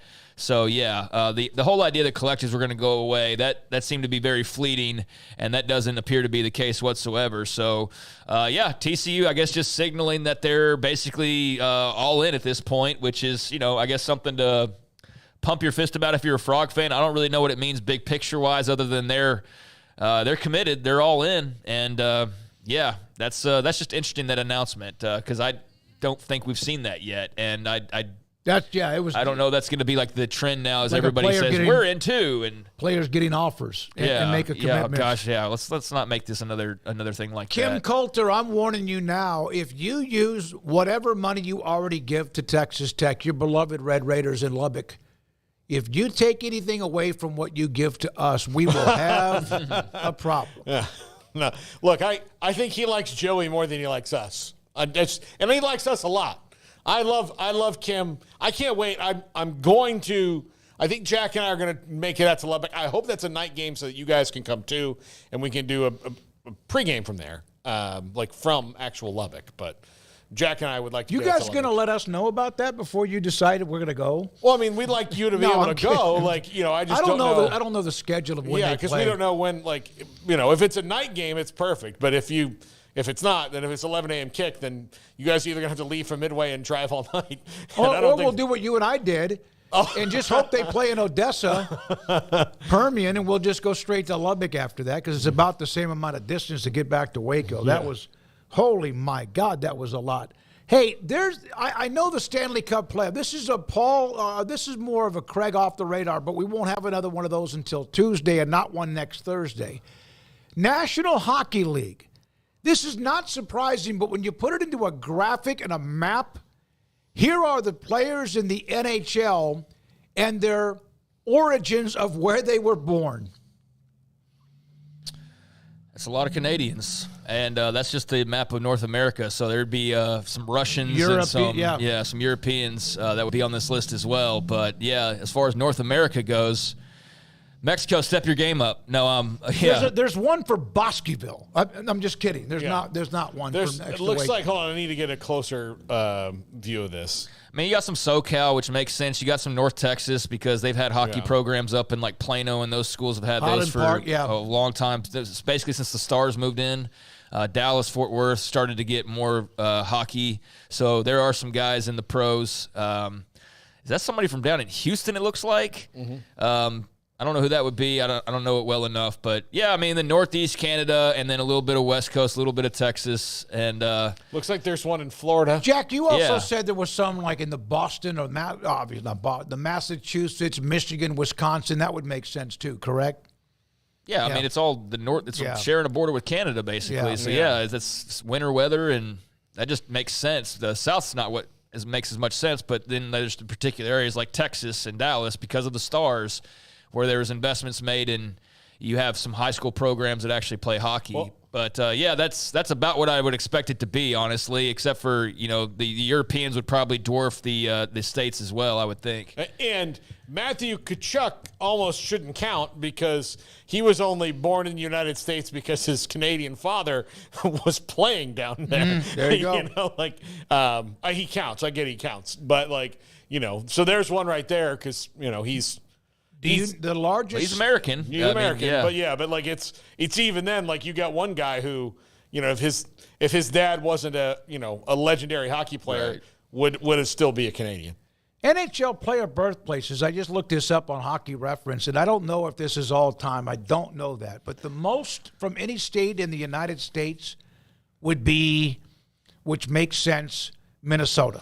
Well, that's where the Mighty Ducks takes place. So. Yeah. I mean, by far, Minnesota. It's the closest to Canada we're going to get as well as far as just, weather and things like that. So, I mean, all those northern states, that's par for the course. I think most programs probably have hockey teams. But, down here it's a totally different story just because football takes priority and just the weather's not that you have to have – the outside weather doesn't matter necessarily, but it plays into it. Yeah, like especially since a team in Miami just won the We can't just go out on the lake after it froze over after the storm and start playing hockey like a Mighty Ducks. We could have in 2021. We could have done that in 2021. For a few days, yeah. All right, the country with the most who has fed the NHL, not counting Canada or any province above in North America, what country has fed the most players into the NHL? Norway. Russia. Norway has 9. Oh. Sweden by far. Okay. 405 and the Soviet Union or the United Soviet Socialist Republics 241. Just slightly behind Czechoslovakia, by the way, which is no longer, is it? It's Czech Republic. No, it's Czech. I think they're back. They're back to Czech Republic. No, it's Czechia and it's Slovakia. Okay, all right. And then Alberta. Or Czechia. I don't know how you pronounce it right. Ontario with 2,400. So there's just a little nugget from the National Hockey League and where people might be from. Breaking news. Canada has lots of hockey players. And the northern states in America have fed the most into that. Yeah, I think it's cool, though, if you're like some random guy from, what was it, like Seth oh, man, I forget his name. Blanking on his last name. That was from the Dallas area. Like, it's always cool when you see that, though. It's like, wow. Like, you got to be pretty good to make it in general, but you got to be like pretty stinking good to come from a non-hockey place and then end up, playing professional hockey. So, yeah, that's cool. That's something a little bit different. It is a little bit different. Now, we mentioned earlier in the show that we went above the 50,000 subscriber number. Now we need to go to the next level, the next level, the next level. And there's a lot of people that we're on television, we're on the screen, but we mention those behind us. I want to make sure we mention everybody, including Jack McKenzie, Garrett Ross, Emery Winter, Levi Caraway, intern James, among many others, and also Josh Neighbors, who's a part of our group, and then also the ownership, of course, Ashley, Brian, and Colt, because they're the ones that had they're the ones that called us and said, hey, let's do something. We had no idea at the time. I've got a question for you. For those of you who have watched us, and this is in the chat room, what state outside of Texas do you think has produced the most subscribers of this show outside of Texas? Because Dallas, Houston, and Austin are 1, 2, and 3. San Antonio is inside the top 10. What state? Well, I know this answer, so Craig's going to have to. Yeah, Craig, what would you think it might be? Oklahoma. Mm-hmm. Oklahoma, there's like 15 cities, from some who have just a few hundred, but with Tulsa, Oklahoma City, Stillwater, and even Norman, among, of course, a bunch of football fans, but a bunch of others. I'll just say among the top 5 states. I thought we'd do that today. I've had this list. Paul and I actually have looked at this before. Among the top 5 states outside of Utah, without a doubt. Yeah. Huge. Yeah, Utah's been huge for us. BYU is a great ad for us, as far as their fans. Salt Lake City is the 6th most watched city we have on this show. But, yeah, Utah, like when Utah comes in and we get to double down on that state, that was really, look, if you guys find a way to bring in Utah State, we'll do well with there too. So super happy for that one. But yeah, I need to look and see how we're doing in Muskogee, Oklahoma, since they have the best song about Oklahoma made about them. There are about 40 cities, by the way, in Utah that watch this show. It's pretty phenomenal. As far as Muskogee, yeah, I don't know the answer to that. Yeah. Also, California. California's in the middle of that. Does this say current, or is this just all time? All time. Because I was going to say, that makes sense, especially last summer. But it is. L.A. is the 5th most watched market of this show all time. Well, there's a lot of transplants too in L.A. But yeah, I saw that when I printed this out or sent it to Smokey last week. L.A. Until last year was in like the top 19 to 24. It was there, and then last summer it kicked up obviously quite a bit, but we've maintained through that very well. So it's kept growing in LA since then. So yeah, I was a little surprised by that. Bob Thompson and Kim, thank you very much, because Phoenix, Tucson, Scottsdale is a big part. Here are the top 10 cities as of, and because of today and the threshold, which, by the way, thank you very much, and we now move on to what else is going on into the future of this show. Even this is a list. I just realized that. Like, everything is a list. Yeah. No. Outside of Texas, the number 1 all-time most listened or watched city that watched us since we began is Oklahoma City, Los Angeles, California, Salt Lake City, Atlanta, Georgia, ATL, Denver, Colorado, Kansas City, Missouri with KU. I know that the Kansas City. I have to get back to Kansas City at some point and actually enjoy a trip there. Like, my only memory of Kansas City was my 24 hours when COVID hit the entire country, and I was in a vacant airport rushing back because we had no idea if the Black Plague was upon us. That was my never watched a basketball game. The day before you left, you were like, are we going? Yeah, I was very, because I could sense it. I was like, the whole world's like very confused right now. Is like, are airports going to still be open in a couple of days? Like, we had no idea what was going on, and sure enough, we were there for 24 hours. So, KC, I got to make it back and actually experience what you have to offer. It's a little different for us to travel because of all that we have to take with us. with the fact we need the bandwidth and the cameras and all that, which I'm not we'll talking have about in we Las and all that. Vegas. I'm just saying in No. general, yeah. Oh, in general. Yeah. But we can one day maybe it'd be great to go cover the Big 12 basketball tournament again. That'd be cool. Oklahoma City, LA, Salt Lake City, Atlanta, Denver, 1 through 5. Kansas City is 6. Chicago is 6. Excuse me. Seattle, Washington, 7. New York, Omaha, and Phoenix are among the top 10 non-Texas cities who watch us and have watched us the most. Right outside of that, Orlando, Charlotte, Vegas, Tulsa, and Columbus, Ohio. Yeah, there you go. I always knew that Craig and I would do well in Atlanta in the Dirty.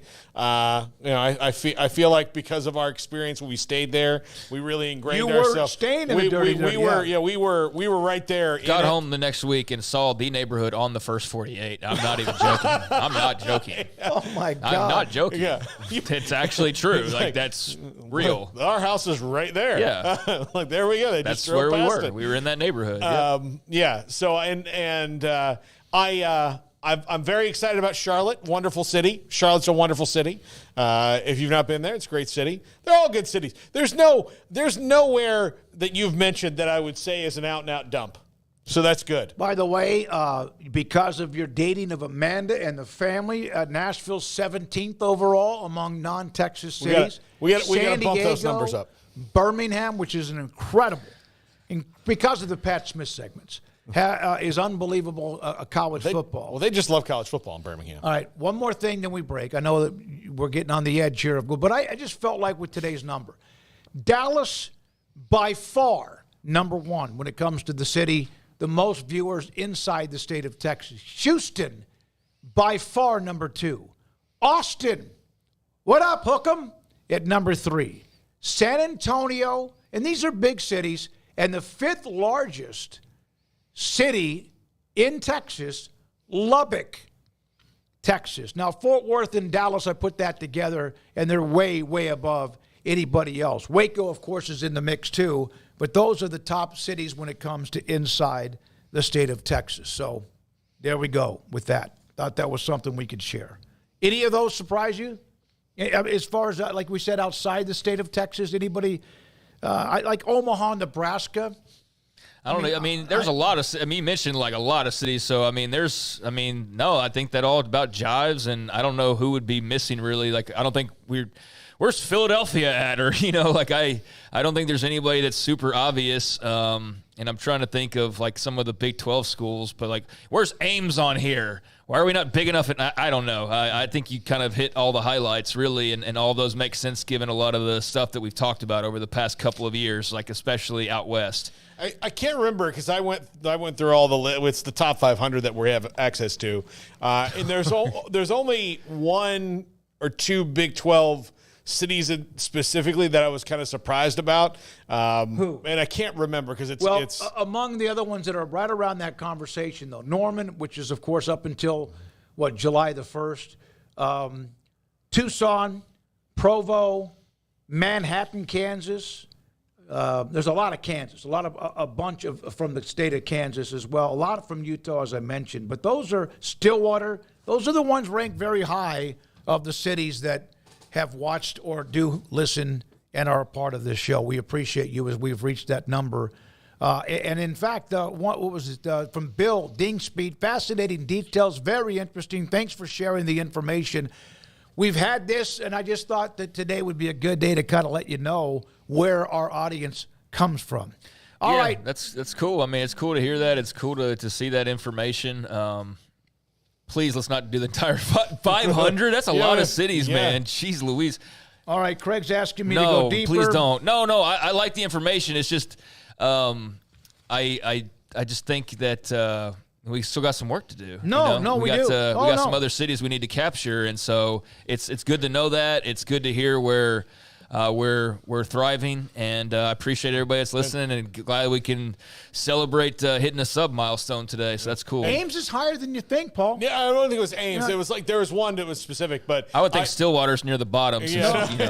Well, Wet Blanket has put us in. It's really high. But now look, we do well in Chicago, New York, Like, I'm just going to say Cincinnati. I'm just going to say, what's up your ass, Milwaukee? Yeah, I don't know what. I don't know what. We need to talk more Brewers. You guys don't let me talk about the Packers enough. Oh, yeah, that's right. Well, if we need to, we got Jack here, so we could do that, I guess. We need to get that Milwaukee bump. The Dundees.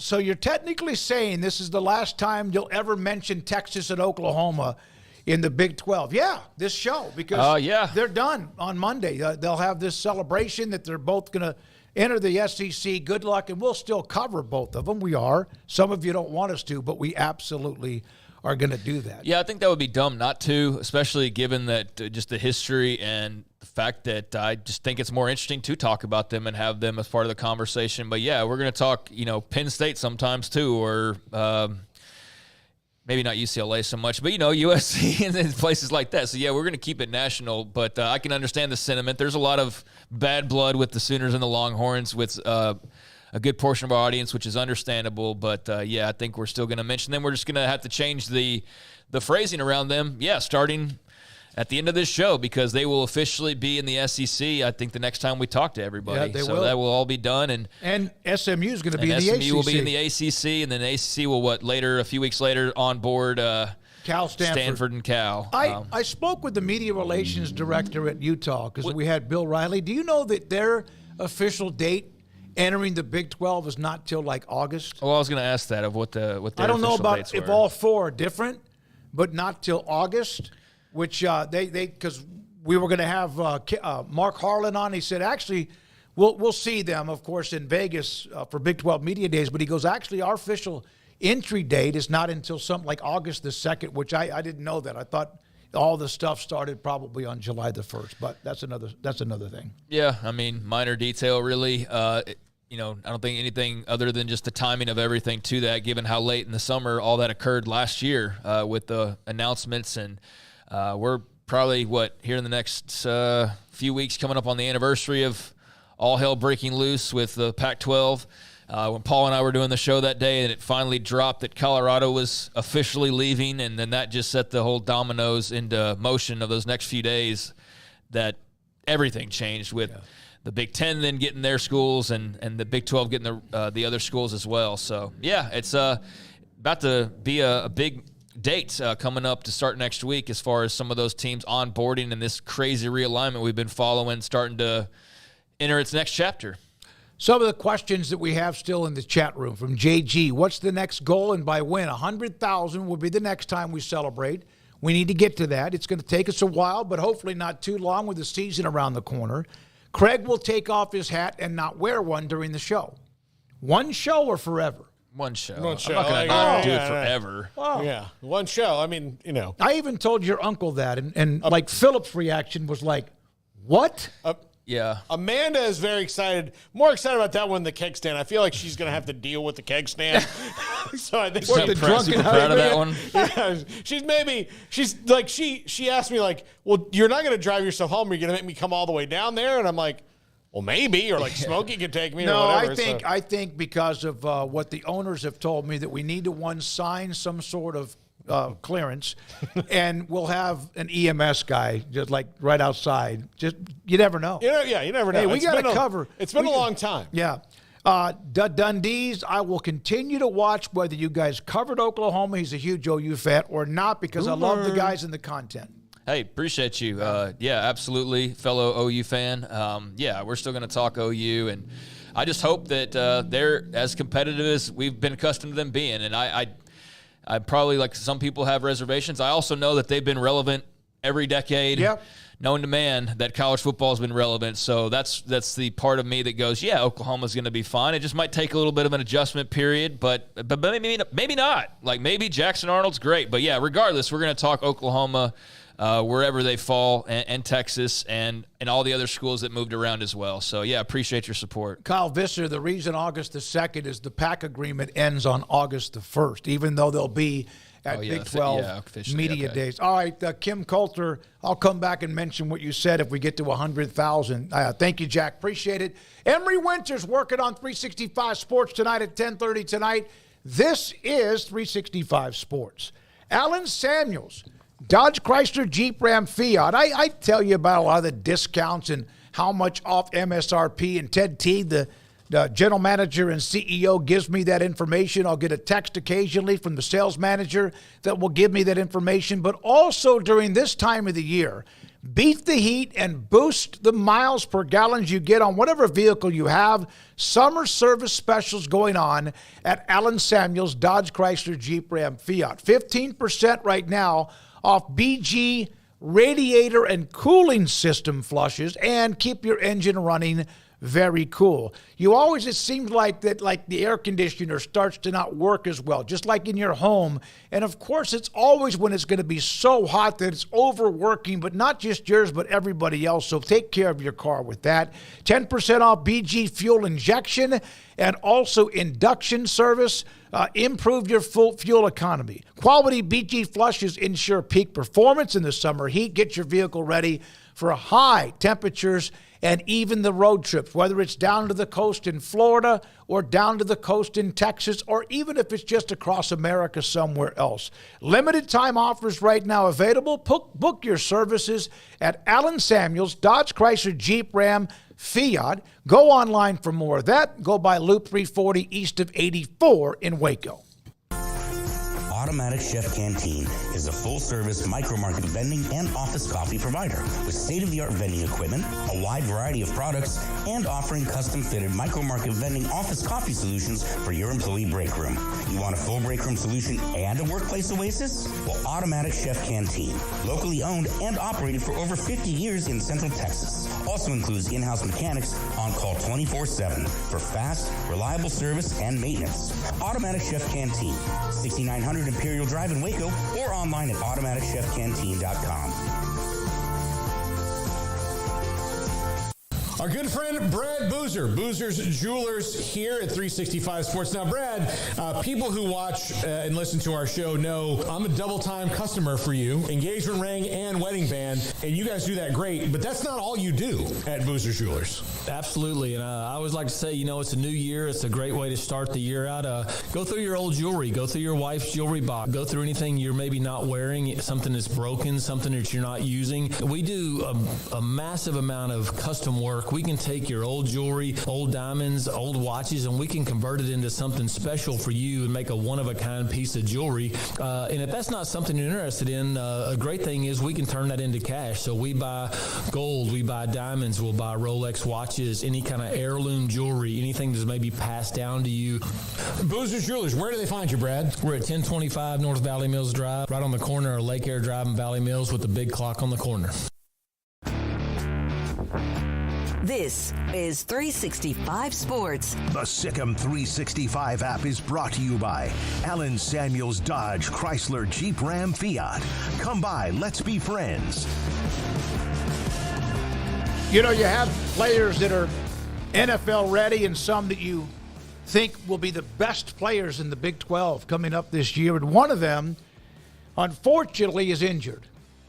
One hell of a player from the University of Cincinnati. This story that came out earlier today on Dante Corleone, which I think might be my favorite name in college sports. It's mine. Because of the Italian connection. Out indefinitely after suffering from a non-football illness earlier this month. He's got blood clots in his lungs, which is really, really scary. But at least the statement that he made and put out there, he's optimistic they're going to try to figure it out. But again, this is kind of when it comes to blood clots.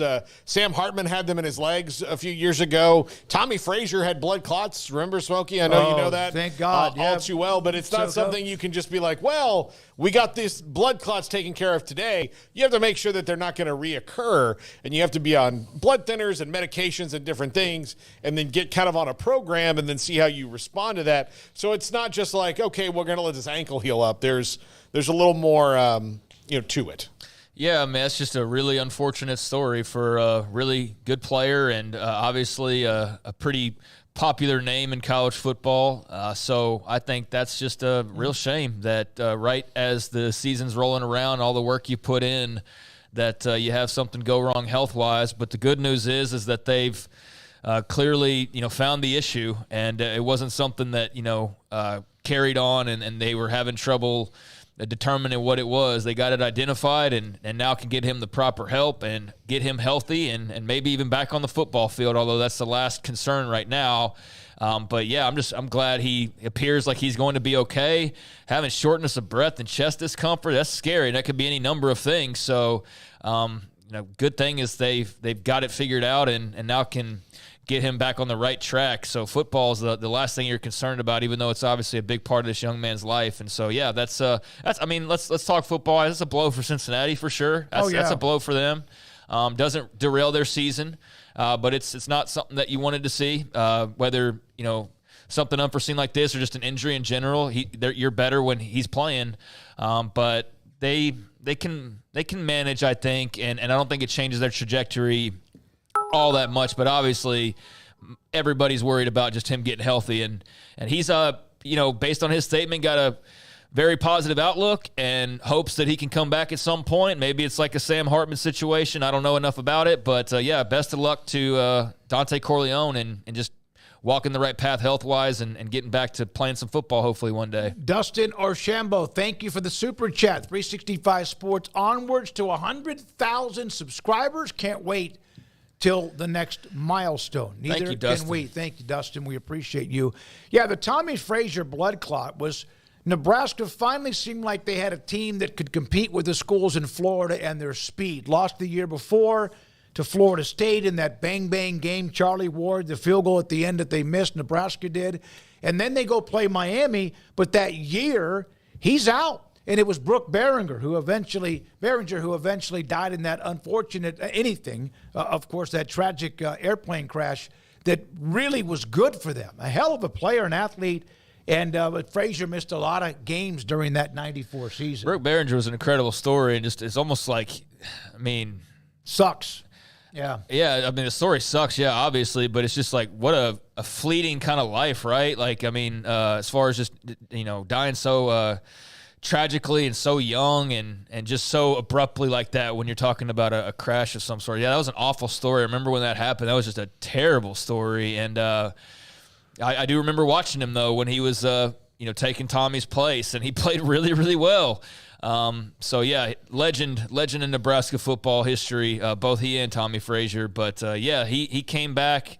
Tommy Frazier eventually didn't appear worse for wear, that's for sure. I think that he was still pretty dang good. I don't know if it's all apples to apples when you're talking about these types of things. He was Cincy's best defensive player last year, so they're going to miss him, and, we'll see to what extent. Yeah, the Brooke Behringer, he played incredibly well.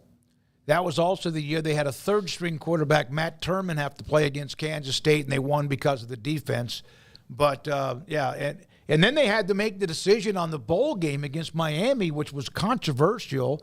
And when Frazier came in, Behringer, of course, was very stunned by that, hurt by that. Well, because he had been playing the whole way, yeah, right? Yeah, he had been and playing. Then Frazier's finally healthy. Is that what I remember right? And they were kind of sliding away in another one of those games. They were down 14 against Miami in the Orange Bowl before they came back. I'm glad Paul stayed quiet on the Florida State part. He didn't want to hurt your feelings. We've just debated this, that it's got an asterisk next to it. There's no asterisk. It happened to be before instant replay. And thank God for you. I have a feeling based on how instant replay works that, there were old officials that don't know how to watch things on TV now, just like there were old officials then. That's kind of what the problem with replay is. If you ever wonder why it takes so long, the young officials are the guys wearing the stripes, and the guys who know the rules but can't run around anymore are the ones that they're going, I got to see that one again. I love watching replays of the games from even 30 years ago with the officials, the referees, and, the way their arms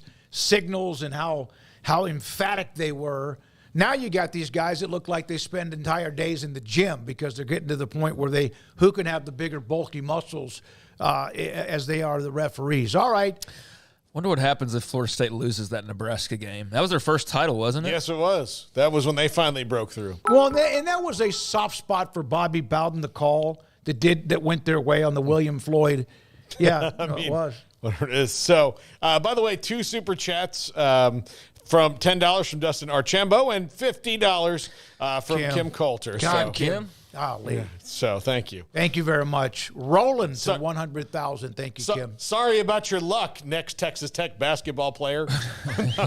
Right. Now 50 for 50K. Let's get rolling to 100,000. That's an awesome message, an awesome gesture. Kim, as always, thank you very much. Kim has invited me to Scottsdale to play golf. Wow. But I don't know. I mean, I'm actually got some good golf down there. Back to healing again, but it's going to be 115. And I'm still, hey, you don't know, Kim. I might be calling you perhaps before football season begins, but it will be hotter than. Here's my theory on that. And I did not go to medical school. Whatever healing you have to do, the heat will burn it off. No, well, yeah, that's a nice thought, right? Especially part of the healing. Yeah, exactly. Yeah, just like everybody. Yeah, just going to evaporate. So when people had tuberculosis back in the day, all moved to like the hot springs. And why was Doc Holliday in Tombstone? Because he was a lunger. Yeah. Still, how that movie did not win. I know that we say this every time, an Academy Award for something. I know, Jack. Primarily every time that movie's brought up, I go straight into primarily for Val Kilmer. For Val Kilmer, yeah. Yeah, that's what I'm saying. Yeah. Yeah, not for Best Picture or anything like that. But there's a very crazy story behind how that movie even got made. Like, Kurt Russell basically directed that movie because the original director got fired during the process of it because it just wasn't going right. And then they had a makeshift director who got brought in. And the second unit director, they just moved, or first unit, they just moved him up. And but really, Kurt Russell like basically directed the movie. There's a lot of stories about the behind the scenes. You wouldn't think it, like you'd be surprised it turned out as well as it did, given how crazy it sounded behind the scenes. But that's a favorite of this show for sure. It is. It's no doubt. If he didn't get, if let's say an Academy Award was given to somebody in that movie, if it wasn't him, who could it possibly be? What about the guy that was the leader of the bad guys? I think Powers Booth. Yeah. Powers Booth. He was great. Yeah. He was good. Look, Sam Elliott didn't win until a couple years ago for the. Why am I blanking on the movie? In the Shallows. How could he ever eat something without it being in his mustache? But he didn't win until then. But he also was really great in that movie. Yeah, he was. So, he was. Yeah. Of course, he's great in everything. All right, when we come back, Scott Drew, national championship head coach. He got a commitment today for the team this year from Croatia. And then his thoughts about watching as Jacoby Walter, Yves Missy, and then a couple of others, and Jalen Bridges and Ray J. Dennis are both picked up by other teams. The new rules about how many coaches can now recruit for men's basketball, and so much more. 365 Sports tonight. Richard Carr, Buick GMC Cadillac, they are the people that you can count on for your automotive needs and for whatever it is you're looking to do when it comes to those automotive needs. That could include buying a new vehicle. That could include buying a pre-owned vehicle. That could include just getting your car worked on. Whatever it is that you want to get done, especially during these hot summer months, you might be traveling a little bit. They can help you out now. So take advantage of the summer savings, which are here during the summer savings event. Big savings, low payments for qualified buyers on over 100 quality pre-owned vehicles in stock, like a pre-owned 2018 Buick Enclave for only $334 a month, or you can go the Cadillac route, a 2018 Cadillac XT5 for $372 a month. So the 2018 Buick Enclave, only $334 a month. 2018 Cadillac XT5, $372 a month. And with them being pre-owned vehicles, whether they're new or pre-owned, all the vehicles over at Richard Carr go through a 172-point inspection, so you know when they're rolling off the lot and you're driving them away, they are in tip-top shape. And, of course, as always, 100% financing approval is always their goal. So go take advantage of the big summer savings event going on right now at Richard Carr. Call now, get there now, log on to richardcarr.com for more information. But the summer savings event going on right now with the people you can count on at Richard Carr. It was broad daylight. I stepped into a gas station for 5 minutes to grab a snack, and just like that, my car was broken into. They made out like a bandit. My laptop, my phone, everything. I called my agent to see what could be done, and he restored my faith in humanity. My claim was processed so quickly, and I was able to recover my losses. Stop by and see our agents at one of our 3 McLennan County locations. Coverage and discounts are subject to qualifications and policy terms and may vary by situation. Thank you for calling your local Marco's Pizza. We're turning up the heat with our new Reaper Cheesy Bread. Fresh, house-made dough is topped with a spicy cheese blend infused with jalapeno, habanero, and Carolina Reaper peppers. At only $5.99, this limited-time product is a hot deal. Add it to your order while you can. A Marco's team member will be with you shortly. Marco's Pizza. Pizza lovers get it, and that offer on the Reaper Cheesy Bread is available right now at any of the 5 Marco's Pizza locations in Waco, including Belmead, China Spring, Robinson, Woodway, and Hewitt. Order online at marcos.com. Call for a pickup or delivery. Marco's Pizza is turning up the heat with their all-new Reaper Cheesy Bread with fresh, hot, house-made dough topped with a spicy cheese blend infused with jalapeno, habanero, and Carolina Reaper peppers, and only $5.99 and for a limited time only. Marco's Pizza, the fastest-growing pizza brand in America. 5 locations in Waco, and the new Reaper Cheesy Bread. Marco's Pizza. Pizza lovers get it.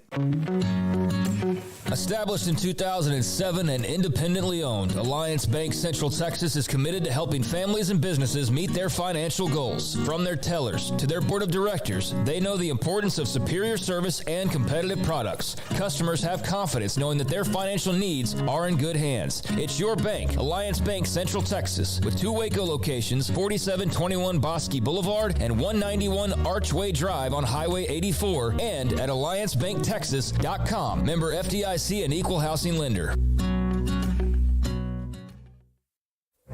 Stepping into a new pair of boots is great, but stepping into the boots of a U.S. Army officer can also add confidence and leadership skills to your son or daughter's career path. There are more than 150 occupational specialties to help them find the best fit for their future. See all the things your son or daughter can achieve in our boots at GoArmy.com. U.S. Army Waco Recruiting Company, 254-598-8131 or 254-776-1543. This is 365 Sports, powered by Sikkim365.com. Enjoying the show? Hit the like button and subscribe. Here we go, this 5 o'clock hour. What a way to start the last hour of the week. National Championship head coach Scott Drew, Baylor, joins us. Greg Smoke, Paul Catalina, and David Smoke on 365 Sports. So what is the pride factor when you see your young men in Jacoby Walter, Yves Misi, and then, of course, even Jalen and Ray J last night both getting to sign? But what's it like to be there and watch their names being called, and that's become a habit for the Baylor men's basketball program?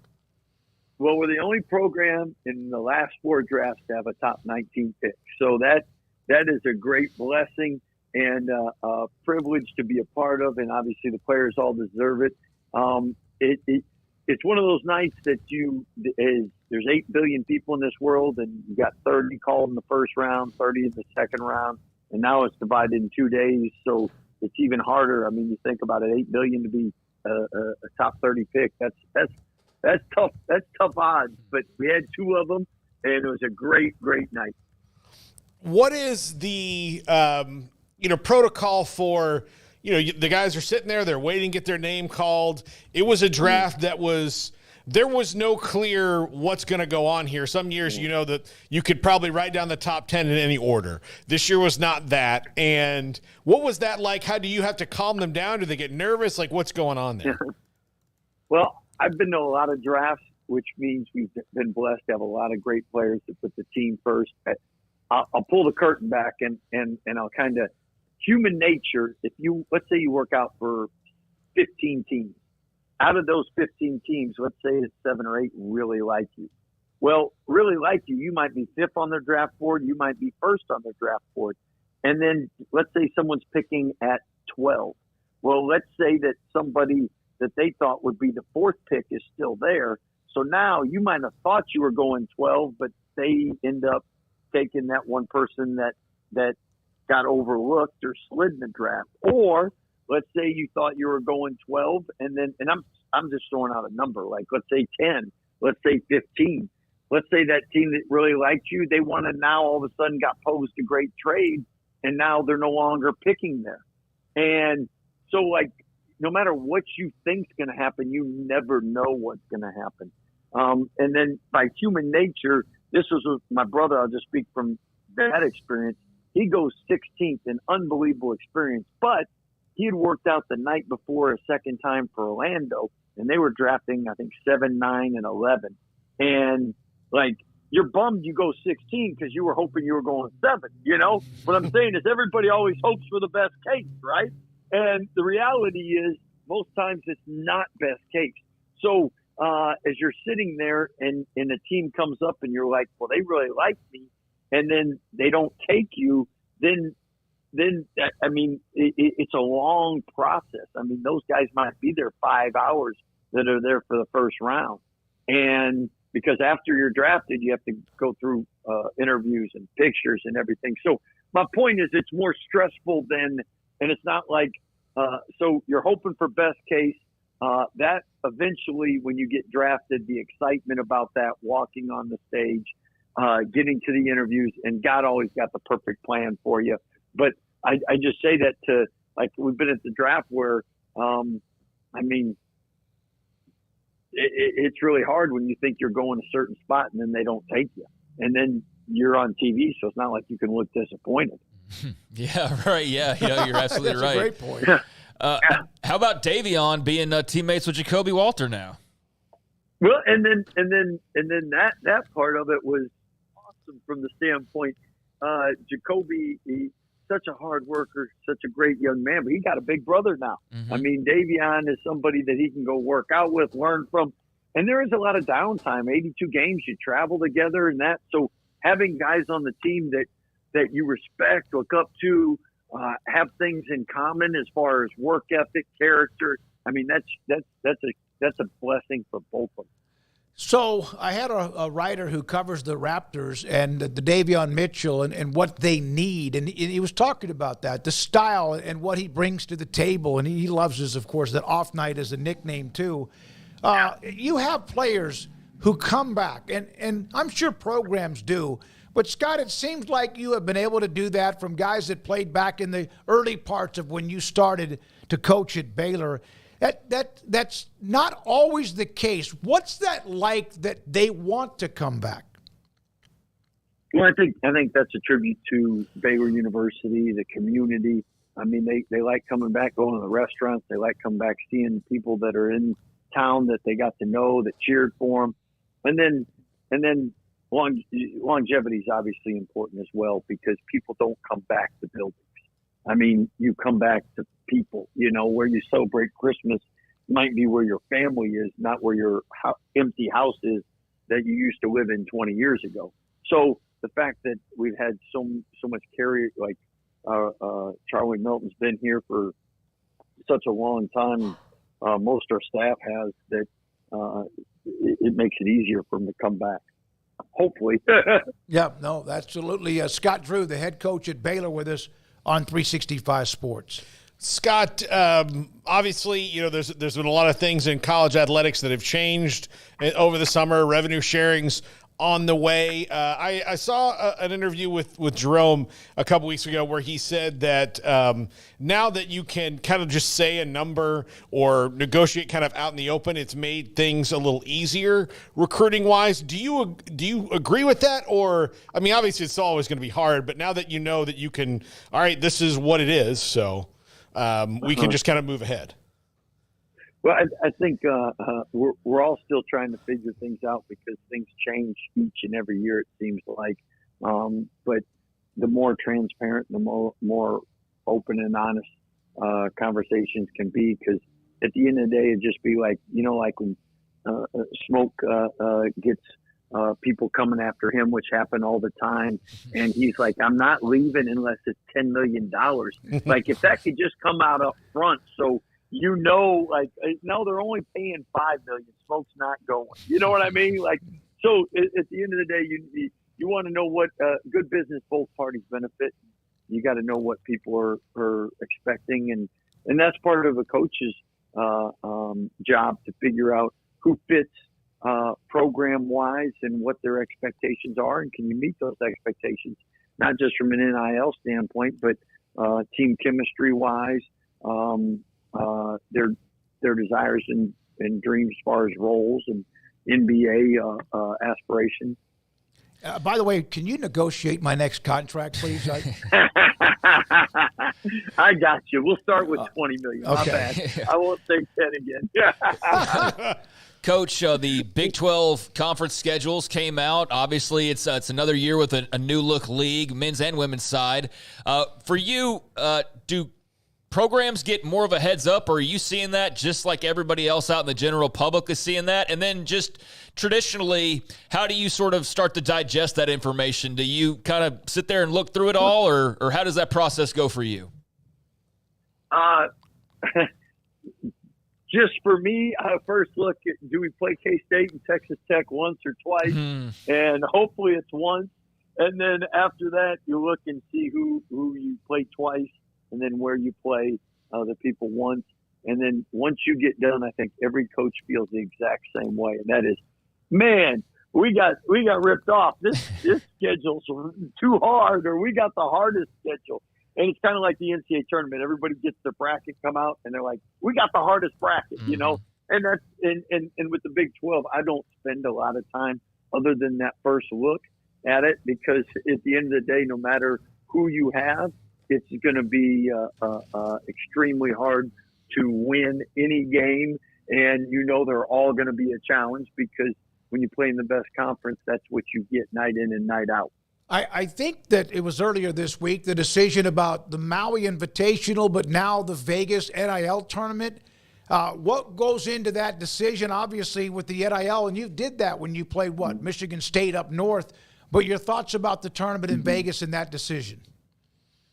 Well, that's something where we make decisions as a school department and whatnot, and we always try to put our players and program in the best situation possible. And I know with us, Smoke, I know you're big time.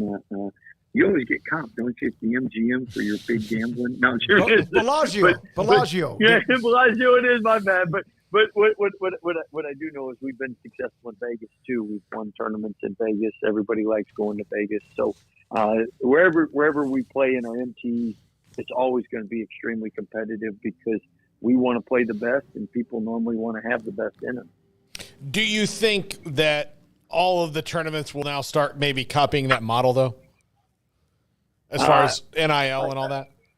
Yeah, I would definitely think that would be the way everybody would go, unless things change or dictated by the NCAA otherwise.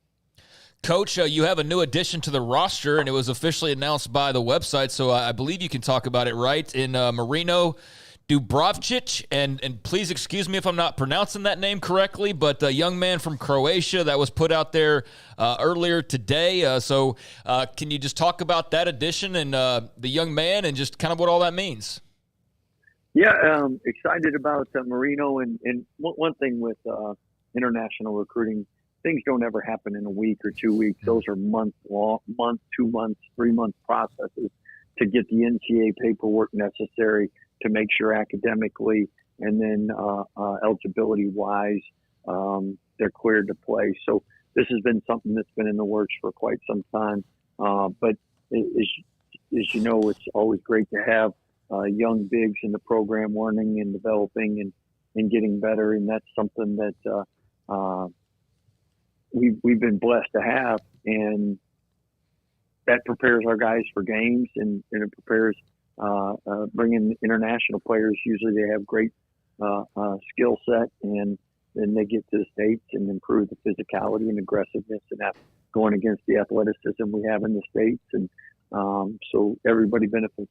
I have an NCAA change in a rule that I want to get to. This segment with Scott Drew, Baylor men's basketball coach, is brought to you by Richard Carr Motors, people you can count on. How much does the permitting 6 coaches now to go off campus to recruit, I think 4 at a time, but you have now more that can hit the road. How much does that help? The NCAA continues to make rules that I think are more beneficial for each program. And why I say that is 6 coaches rather than 4 on the court allow us to do more individual workouts, give more attention to players. I mean, most NBA players have one strength coach, one workout coach, one nutritionist, So that's like 3 for 1. But like the more people that can help, many hands make light work. And then normally allowing 6 people to be on the court or go on the road gives experience for young guys or people that are taking over positions to learn and be groomed in them. So I think all of that is great for college basketball because, again, the more people to help raise young men, the better. Scott, you've brought in some veteran leadership. You're going to have like young players. Is this maybe that are going to play a lot this season? Is this a nice even mix throughout your roster of inexperience and veterans and guys who have at other schools played deep into tournaments, and you can kind of blend all that together? Yeah, I truly each and every year we've had so much change with the portal and NIL and just different things. I think every coach each year wants to be able to have a team that when it comes a season and the final roster is put together, that they can be competitive, win the conference, and be with people that are going to represent their school and they want to coach and be with every day. And especially with so much change, like if you're just adding 3 players, your chance of getting it right are a lot greater than adding 8 or 9. And for us, we've been really, really blessed. Our staff's done a great job of bringing in talented players, good players, but most of all, great young men that really represent our program, and we want to go to practice every day and spend time with. And it's kind of like that first time you make that recipe, you just hope it works. And we were blessed last year. This year, thus far, we've been really blessed and really excited. And we have a great group. I know the Baylor family's going to be really excited to watch them play, compete. But I think they're going to really enjoy getting to know them, too, because we got some really good young men. Last thing for me is that it seems like your roster is set. I know you could always look for more, or is it ever set anymore in this day and age of college athletics? Mm-hmm. Well, I think if it is set, it's only set for that day.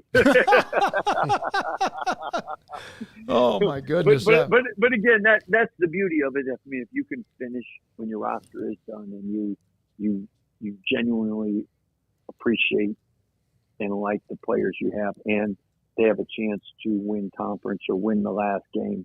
I mean, that's really hard to do each and every year. And some years you'll get it right. Some years you won't, because when you're doing that much mass change, there's a lot more margin for error.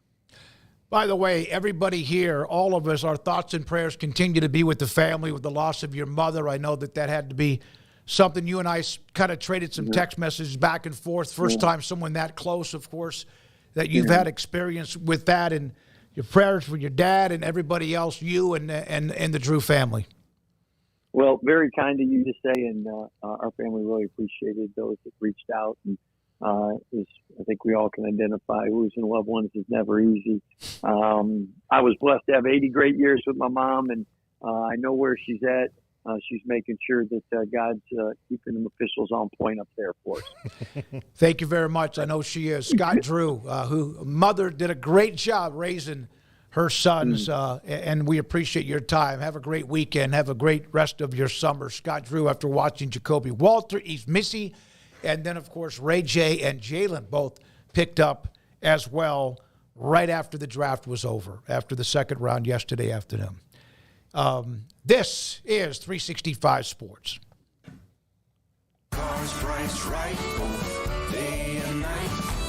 Average your car in Texas. Trucks built for you, red, white, and blue. Average your car in Texas. Cars that zoom with lots of room. Average your car in Texas. Count on us, a dealer to trust. Average your car in Waco, Texas. One one size fits all. That may be all right for an adjustable belt or cheap sunglasses, but when it comes to your financial needs, no one wants a one size fits all strategy. Ben Erlinson, your Edward Jones financial advisor, knows that his most important goals are yours. That's why he takes the time to understand your needs, knowing you. That's how Edward Jones makes sense of investing. Ben Erlinson, 100 North 6th Street in Waco, 254-759-8533. Edward Jones, member SIPC. Petty Clinic Men's Healthcare in Woodway is now proud to offer you men an exceptional weight management body sculpting product called semaglutide, also known as Ozempic or Wegovy. Semaglutide is an FDA-approved weight management medication. Once-a-week injections of this powerful medication offers an average body fat weight loss of 20% within the first year of treatment. In addition to body sculpting, semaglutide also normalizes blood sugars and has the clinical research proof of reducing blood pressure, cholesterol, stroke, and heart attack risk. If you're like most men and you have stubborn fat that will just not respond to typical diets and exercise, then help is finally here. Semaglutide, affordable, highly effective. Google search Petty Clinic Waco and reach out to the Petty Clinic team today for a free consultation with Dr. Petty to see if semaglutide is right for you. Go to pettycliniclowt.com. Pizza, burgers, and Bears football. There's no place around Waco that serves them all other than Bubba's 33. Come show your green and gold and enjoy some of Waco's best food and beverages while watching your favorite team, the Bears. When real Bears fans get hungry, Bubba's 33 is the #1 spot for ice-cold drinks, hand-stretched, stone-baked pizzas, and bacon-infused burgers. Join us for indoor or patio dining. Bubba's 33, Waco's restaurant and proud supporter of Baylor Bears football. Sick 'em, Bears. This is 365 Sports, powered by Sikkim365.com. The 5 o'clock hour is sponsored by Edward Jones Investments with financial advisor Ben Erlinson, who'll navigate you through today's financial climate. Edward Jones, making sense of investing. Now here's David Smoke, Paul Catalina, and Craig Smoke. 365 Sports heading into the weekend. Former Colorado Northwestern football coach and Colorado radio color analyst Gary Barnett about to join us, but we have just a few more minutes in Paul's top 5 today, just around the corner. So I saw this pop up on my timeline, and I didn't read the article, so I'm not trying to take this out of context, but this was a quote when Quinn Ewers, on the arrival, which becomes official on Monday. Quinn Ewers on Texas being in the SEC. We're going to be everybody's biggest game for sure. Well, they're already that. There you go. Yeah, they're already that. And the SEC is not, blind to the fact that Texas is, got a big ego and all these other things. And they're going to be everybody, especially early on. The only reason they'll ever not be anyone's biggest game if they go back to being who they were 3 years ago. I mean, I think this is really nothing in the big picture. I don't think it's 100% correct, though. I don't know everybody's schedule off the top of my head, but I don't think they'll necessarily be everybody's biggest game. But I think they'll be close to it. They'll be like, I mean, maybe they will be. I'm just saying, like, does Alabama play Georgia off the top of my head? I don't know, so I can't say for 100% certainty, but, I mean, he's pretty much dead on, so I have no issue with that. I mean, that's the attitude they have anyways. I mean, that's the attitude if they were still in the Big 12. That's the attitude moving into the SEC. If they were joining the Big 10, I'm sure he'd say the same thing. I mean, this isn't Texas that was losing to Kansas a couple years ago. This is Texas fresh off a playoff appearance in an era where they stand to benefit more than anybody else, and that's just the truth. I mean, resource-wise, there are few that can compare with them, and in an era where resources always were important, but now they're more important than ever before because of NIL, I think that they are as well-positioned, and the one thing that they're as well-positioned as anybody in the country, and the one thing that maybe you could deduct points from would have perhaps been, well, they're not in the top league. Well, now they are. Yep. And so it's like, okay, what's missing? You've got the city, you've got the money, you've got the NIL free reign, you've got the cachet of just who you are in the state of Texas where all this talent is. you've already recruited coast to coast for years. I mean, they've always had a lot of success in Arizona and California and places like that. So, I mean, they've got the right AD in place. I know people don't like to hear it, but it's just true. Like, everything is trending up for them right now. And I think in football, with Ewers back, and they do definitely lose some talent, but the transfer portal allows you to not really skip a beat, even when you have a really good team, so long as you hit on your targets. Now, that's what we'll find out, but based on who they brought in, hard to imagine they don't hit on a lot of those guys. And the coaches they brought in, I mean, there's every reason to believe that they will be they would have been a big game regardless because of who they are, but especially the fact that they're going to be pretty good. Like, you guys look at the odds to win a national title. They're like top 5. Yep. Their schedule, favorable. I mean, compared to other draws they could have gotten. So, I think this will probably be a quote that rings pretty true for the most part. And I'm just so fascinated by these realignment moves. And in particular, I'm very interested in Utah and the Big 12, but Oklahoma and Texas to the SEC is a little bit of a different game. It's just it's very unique. We're never going to see anything like this again. I know for some, it'd be Oregon and the Big 10, like their version of it. But having grown up watching these two programs so closely, to see them suddenly playing Bama, Georgia, Florida, LSU on a regular basis, it's going to be just incredibly interesting. All right, here's a question I have, and this is for the chat room too, and I know we'll break here in a minute. This is not new to anybody from the Big 12. That was, and no matter what you want to say, you could deny it, but it's true that Texas was the game that everybody wanted to win because they were the alpha, no matter what they went through for 8 or 9 years where they were kind of in a wilderness of not being very good or good enough.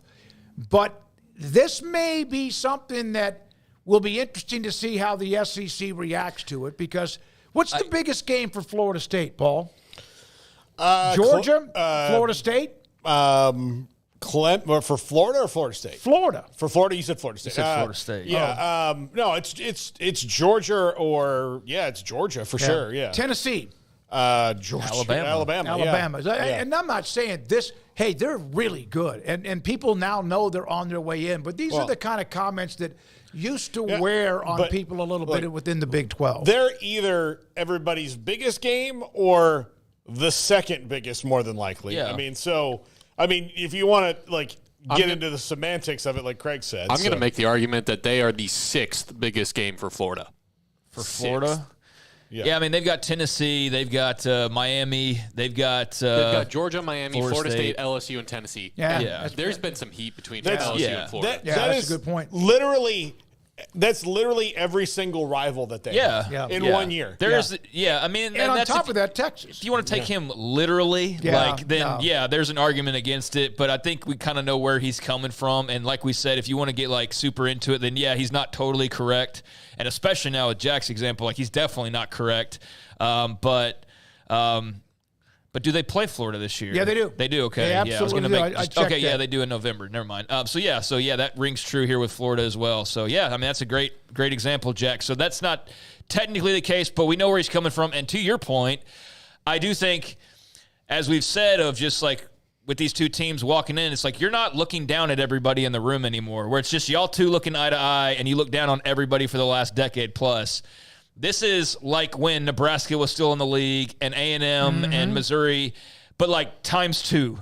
Because all those teams I mentioned, sans Nebraska, are in this league too, and a bunch of other people that are even bigger, better, stronger, historically better, like Florida, Alabama, Tennessee, Georgia, LSU, so on and so forth. So it's a different game, and I do very much look forward to seeing how some of the confidence, at times arrogance, and I'm sure some people are taking this as an arrogant comment. I don't even need to check the mentions to probably assume that's the case.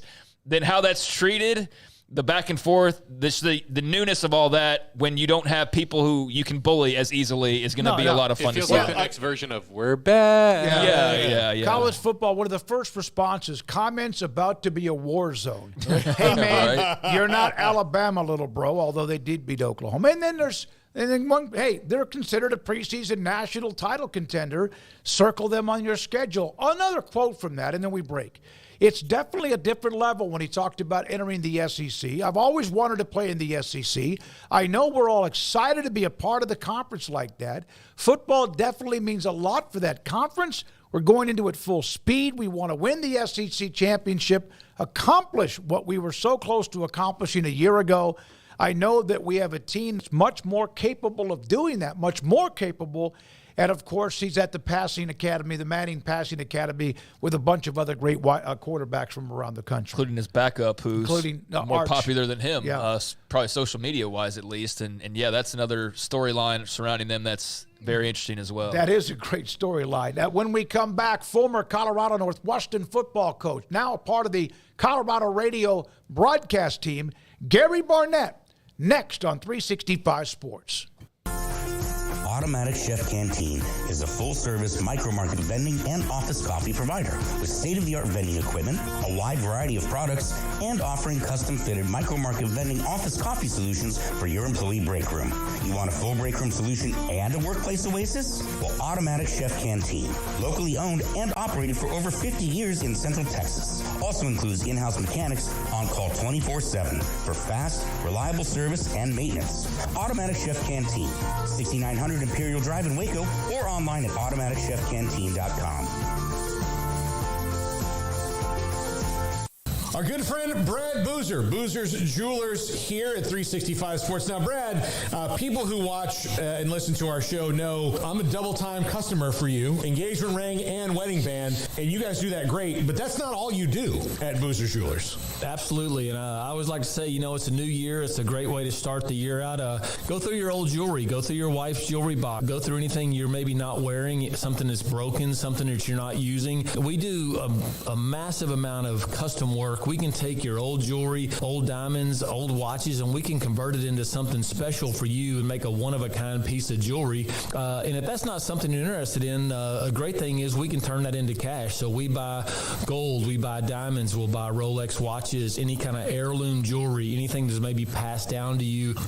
Boozer's Jewelers, where do they find you, Brad? We're at 1025 North Valley Mills Drive, right on the corner of Lake Air Drive and Valley Mills with the big clock on the corner. This is 365 Sports. The Sikkim 365 app is brought to you by Allen Samuels Dodge Chrysler Jeep Ram Fiat. Come by, let's be friends.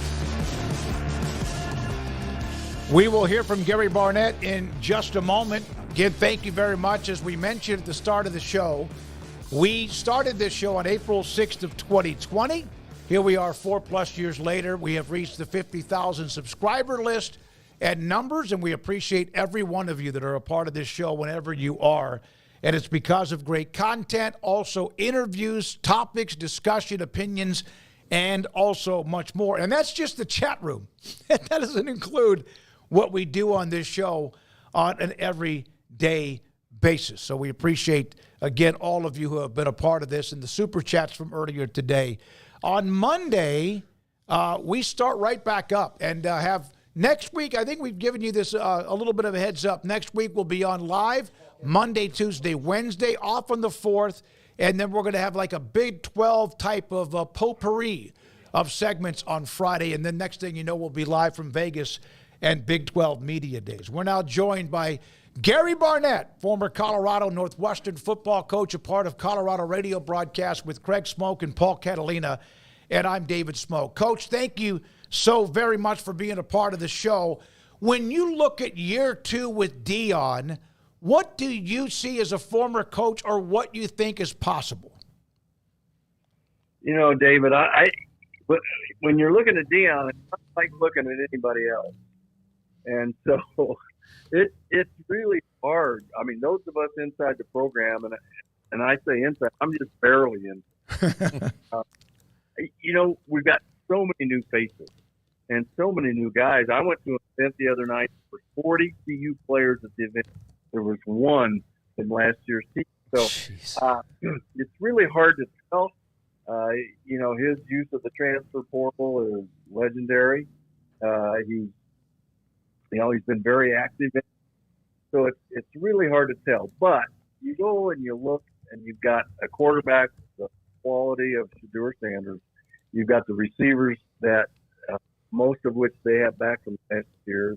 Travis Hunter, very, very special player. I don't care where he's playing. On the secondary, they're solid in secondary. I think they're solid at the linebacker spot. it's going to come down to just came down to last year.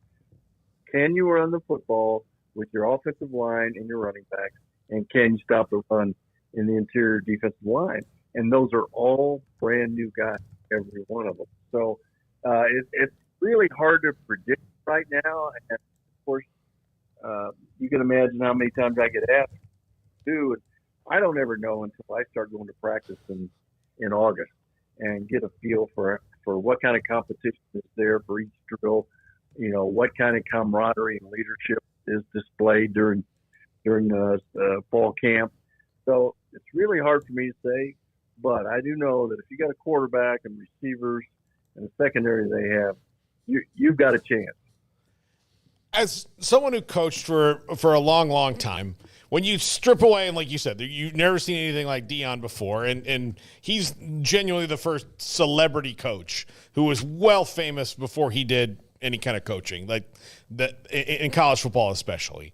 But when you strip all that away, all of that stuff that's on the outside, from your observation as a fellow coach, how does his coaching engine run similar to everybody else, and what makes it different? It doesn't run similar to anybody else. I can tell you that. Deion was a great, great player, and he's hired some former great players to be around the program and to coach. I know when I would hire a great player, they weren't always good teachers because they didn't really know what made them great. They just did what they did. And you've got to be able to tap into what makes the difference in a player from being average to being great or being really good. And you've got to be able to teach them that. So we're all sort of watching this from a distance. I can tell you this, everything seems really organized. Everything, works on time. I don't have a lot of complaints about last year. I thought time management was a real issue for him in a couple of different games. And so I think that's got to improve. But he's got a different way of doing things. But when I'm at practice, it's upbeat, it's organized, it's great tempo. There's guys getting after it. And now are their guys good enough to get after it on Saturday? Coach, you mentioned Shedeur, and they obviously have a couple of headliners in both he and Travis Hunter as well. Can you just speak with your experience to the talent levels of both and just kind of what you expect from those guys? Having seen them last year, what do you think that should be the expectations or what you hope to see, I guess, coming into 2024? Well, I think Shedeur is a special player. I think that he's a very, very thrower. He's as mobile as he needs to be. I think he was in a system where he had to look at a lot of different reads. There are a lot of different option routes, and I think he probably held the ball longer than he really wanted to last year. I think the system this year that they're employing is going to be more direct reads, a little more 1 to 2 to 3 kind of thing. And they're not option reads, so it's not where you're chasing the guy around all. But he's very accurate. He says the right things. He always carries himself the right way during the games and after the games. So I really do think he's a special player. I think he's a top 10 pick in the draft next year and one of the top 4 or 5 quarterbacks in the country next year. I really do think so.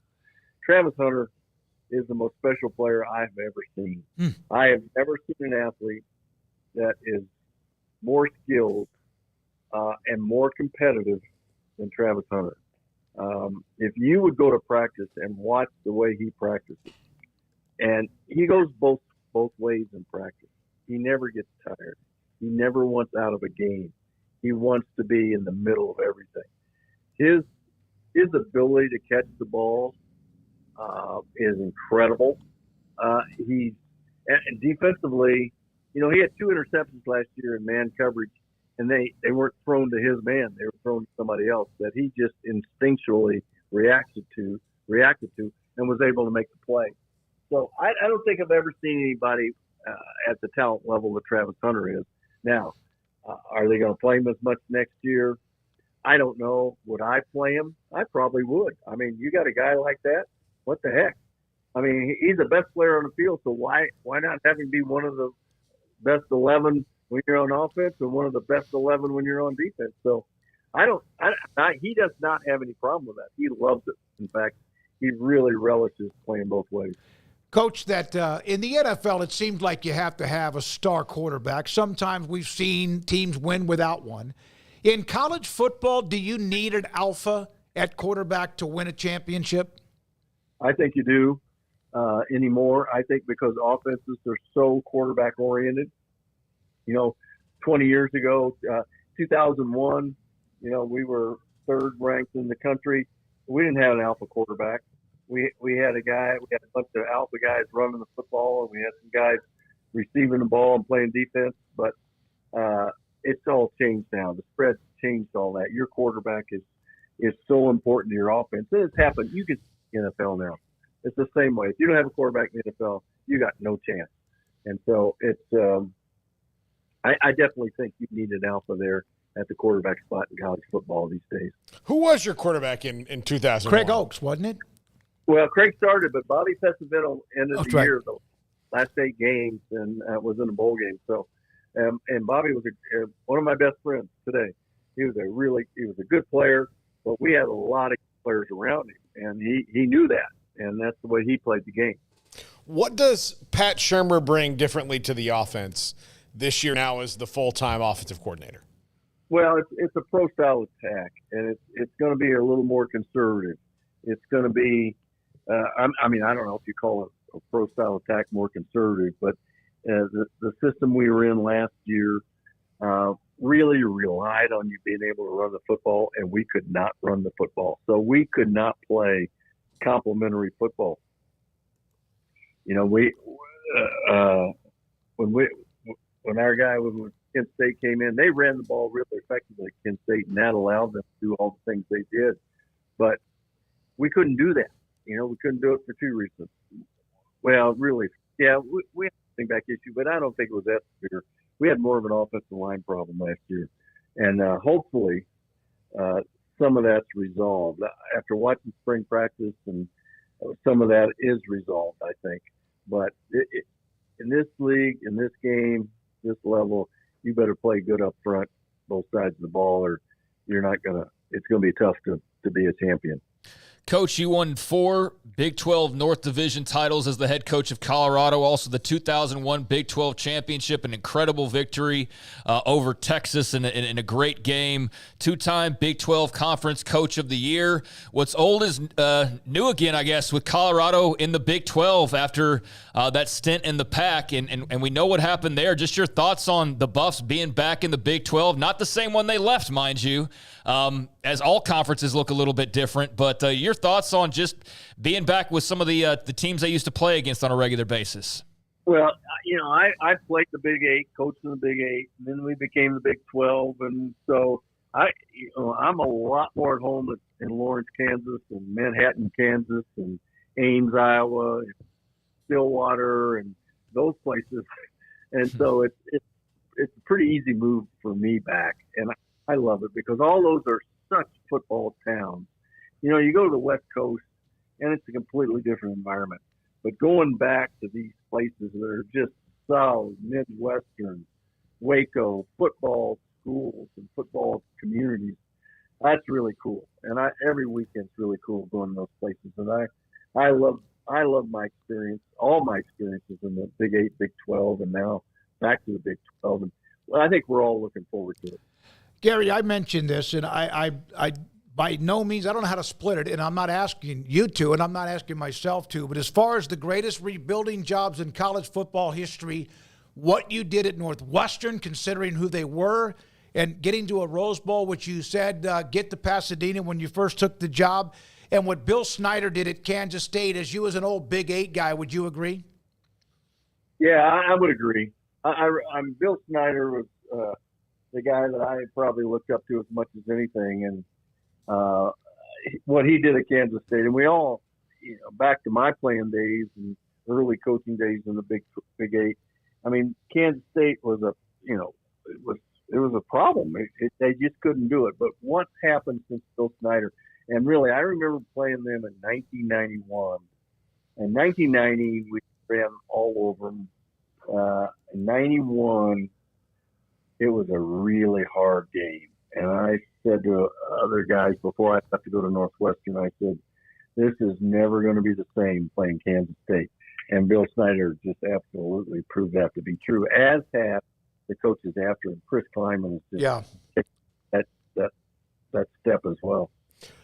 Is it different coaching players at a Northwestern than everywhere else because of the academic requirement? I mean, not like you're just coaching a bunch of dummies, other places, but because it's such an elite academic school, Northwestern, Stanford, there's a few schools like that where the expectations off the field are elevated, obviously. You know what it is, and I get asked this question a lot, as you can imagine, but what I found the biggest difference between the Northwestern kids and anybody else is that initially they're just more responsible. They've been more responsible their whole life. And so whatever has been asked of them, they've done, they've reached out, they've been creative, et cetera, et cetera. And so you don't have a lot of, off-field issues at Northwestern or Stanford. You don't have a lot because they've been responsible their whole life. And when you run into issues with your football programs, not at Stanford, not at Northwestern, it's just because guys become irresponsible. So to me, that was the key, was that the kids at Northwestern were so responsible. You never had off-the-field issues. You never had locker room issues. They just had always taken care of business. I mean, we were kind of class of 22 kids, and 15 of those would have been captains on their high school team. So you just got that kind of player. They're good players. They're athletes. They want to be athletes, but they're also responsible enough to meet all their off-field requirements, all their academic requirements, and you just don't have those issues. Gary, if you don't mind me asking, I need myself mental health to ask you this question as a longtime Nebraska fan. Can you go back to the week prior to that game? They had run the Big 12 since the mid-'90s with Frazier and all those guys with Coach Osborne, and they were unbeaten. You know that. And you made comments prior to that game and then backed them up in that game that you were going to gut them. What did you see? Because some people thought you were just saying that, but you did it and then beat, as I think Craig brought up or Paul brought up, that you beat Texas in an incredible game up at AT&T Stadium in Arlington. Yeah, well, we had just come off a couple pretty big wins, and we had a lot of momentum going. I don't remember saying we're going to gut them, but I do remember reading an article in the Lincoln paper by that one of the coaches said, we have to change the way we practice when we go against Colorado. And I knew right then and right there that we really had a chance. And I played that up with our team, because when you have to change the way you practice to be more physical, that means you're not physical. And they're looking at us and going, man, we got to practice really physically. Well, you just don't turn that on overnight. And so we had a great game plan. We realized that with several kinds of motions, we could take one of the linebackers out of the box. We'd have five guys to block five guys, and we had five good guys blocking at that time. And so that's what, we creased them for a lot of yards just right between the tackles. And of course, then we had a couple of great tight ends, and we were able to play action them and hurt them. But the fact that we could run the ball right between the tackles really was a problem for Nebraska in that game. No question. I mean, Chris Brown had a field day. I said AT&T Stadium. I meant Texas Stadium in Irving, when you hammered them and followed that up, or beat them in Boulder, but followed that up with a win against Texas, who had a heck of a team themselves. Coach, thank you very much. We look forward to Colorado being a part of the conference. Look forward to having you on, if you don't mind, in the future, because it's fun to hear from somebody who's been there, done that, and what you've done in your career, and we appreciate your time. Well, just give me a call anytime. Yes, sir. So, appreciate it. Always enjoy being part of this. Yeah, Gary Barnett, Colorado Buffaloes radio color analyst, former Northwestern, and also Colorado football coach. And they 62-36, and honestly, I don't think Nebraska's ever been the same since that game. It's like they took their heart and soul. Is that the day they broke them? I think so, yeah. I mean, they had some other good teams, the Indomitian Sioux team, but they even had lost 3 or 4 games. But yeah, they weren't going in anywhere. Oh crap, it's Nebraska anymore. Oh, they had been on a great run, and then Oklahoma had started their run with Stoops, and then here comes Mac Brown. But that one there, whoo, that was a physical dominance that you cannot get over, and I'm not sure to this day that they've ever recovered from that with the mindset of who they were. Well, another interesting thing about that is not only did they go and beat Nebraska and beat them, I mean, hanging 60-plus on Nebraska in the early 2000s was something. But I don't know if y'all remember this. They go and they beat Texas, who was number 3 in the country in the Big 12 championship game. They beat them 39-37. And I think Texas scored like a touchdown late, but then they didn't have time to get the ball back, try to win the game. But do y'all realize that earlier in that season, Texas beat them 41-7 in Austin? Yeah. They got beat 41-7 in Austin, and then 6-7 weeks later, turn around and edge them out 39-37 for a Big 12 title. That's pretty incredible. I mean, to get blown out like that and then turn around and beat them. Says a lot about the coaches. They played 7 consecutive ranked teams. 7 consecutive ranked teams to end their season. And then were beaten by Oregon in the Rose Bowl, 38-16. But that says that they were pretty good. And then Texas embarrassed them, and they came back to beat them. That's the Chris Sims major Applewhite controversy in that particular game. All right, 50,000 subscribers. Thanks to those of you who have been a part of it and the growth, the super chats. Now, time. Paul live today with his top 5. Make this the summer of Dodge at Allen Samuels in Waco. Drive away in a 2023 Dodge Charger or Challenger RT with $13,000 off MSRP, or the powerful Charger GT and save $10,000. Get a stunning 495 horsepower Scat Pack for an amazing $9,000 off MSRP. Plus, enjoy 90 days to make your first payment. That's 90 days with no payments. Hurry into Allen Samuels in Waco. Come by. Let's be friends. At Ideal MRI, we feel blessed to be a part of the Waco community. We're a small family business right here in Central Texas, and our goal is to bring down the cost of healthcare while maintaining high quality. At times like this, the cost of healthcare has never been more important, and unfortunately, significant illnesses and injuries still occur. That's why Ideal MRI is open and here to serve you through the difficult time. We offer premium MRIs just like a hospital with state-of-the-art technology and specialists, but you'll pay less. Sometimes thousands of dollars less, whether you're using insurance or not. At Ideal MRI, we accept most insurance and there are no hidden costs, even offering financing if that's needed. Everything included in the price, and you'll not get something as a surprise in the mail later on. If you need an MRI, ask your doctor about Ideal MRI. They'll know. You can schedule an appointment safely from home online in minutes at idealmri.com or give us a call, 833-IDEAL-MRI, idealmri.com. TFNB Your Bank for Life is the official local bank of Baylor Athletics. Find out why more Central Texans are making TFNB their bank for life. Sign up for our Edge checking and savings accounts to earn interest or cash back. With 5 convenient locations and an award-winning mobile app, banking has never been easier. TFNB Your Bank for Life. Member FDIC.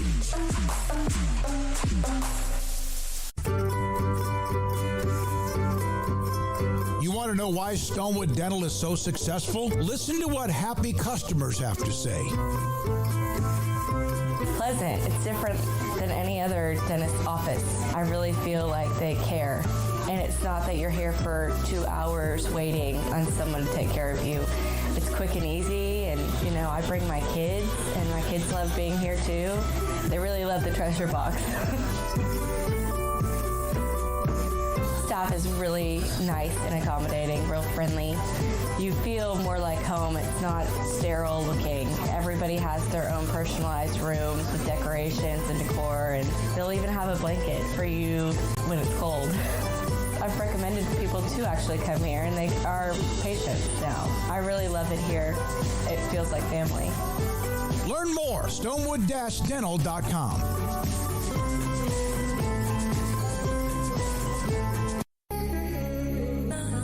time for Paul Catalina's Top 5. Brought to you by Texas Beef House. Where's the best beef in Texas? Your house when you order from Texas Beef House. Unleash the flavor of Texas raised Wagyu. From our pasture to your plate, TexasBeefHouse.com. Welcome back. Paul Catalina's Top 5, number 50 today, brought to you by Texas Beef House. And remember, use promo code SICK'EM10. Anytime you do that. Looking forward to Smokey's reaction to a couple of these in particular. Number 5 is probably number 1 in Smokey's heart. Dave Remington.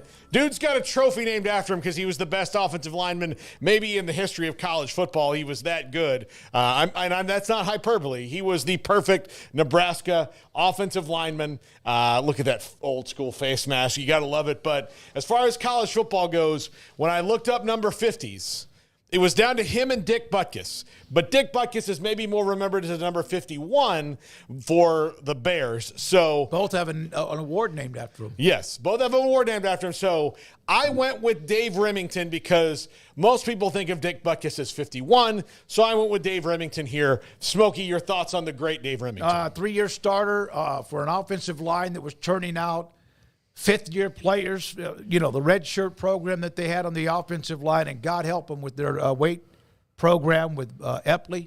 Yeah, there's a reason why the offensive line position has his name on it. Yeah. I mean, he was that good. Yeah. And the thing is, he was a part of the 83 team that lost to Miami that opened up that can of worms. But he was a part of some great teams, but never a national championship team. He's got the tape on the fingers, old school. I love it. I love it.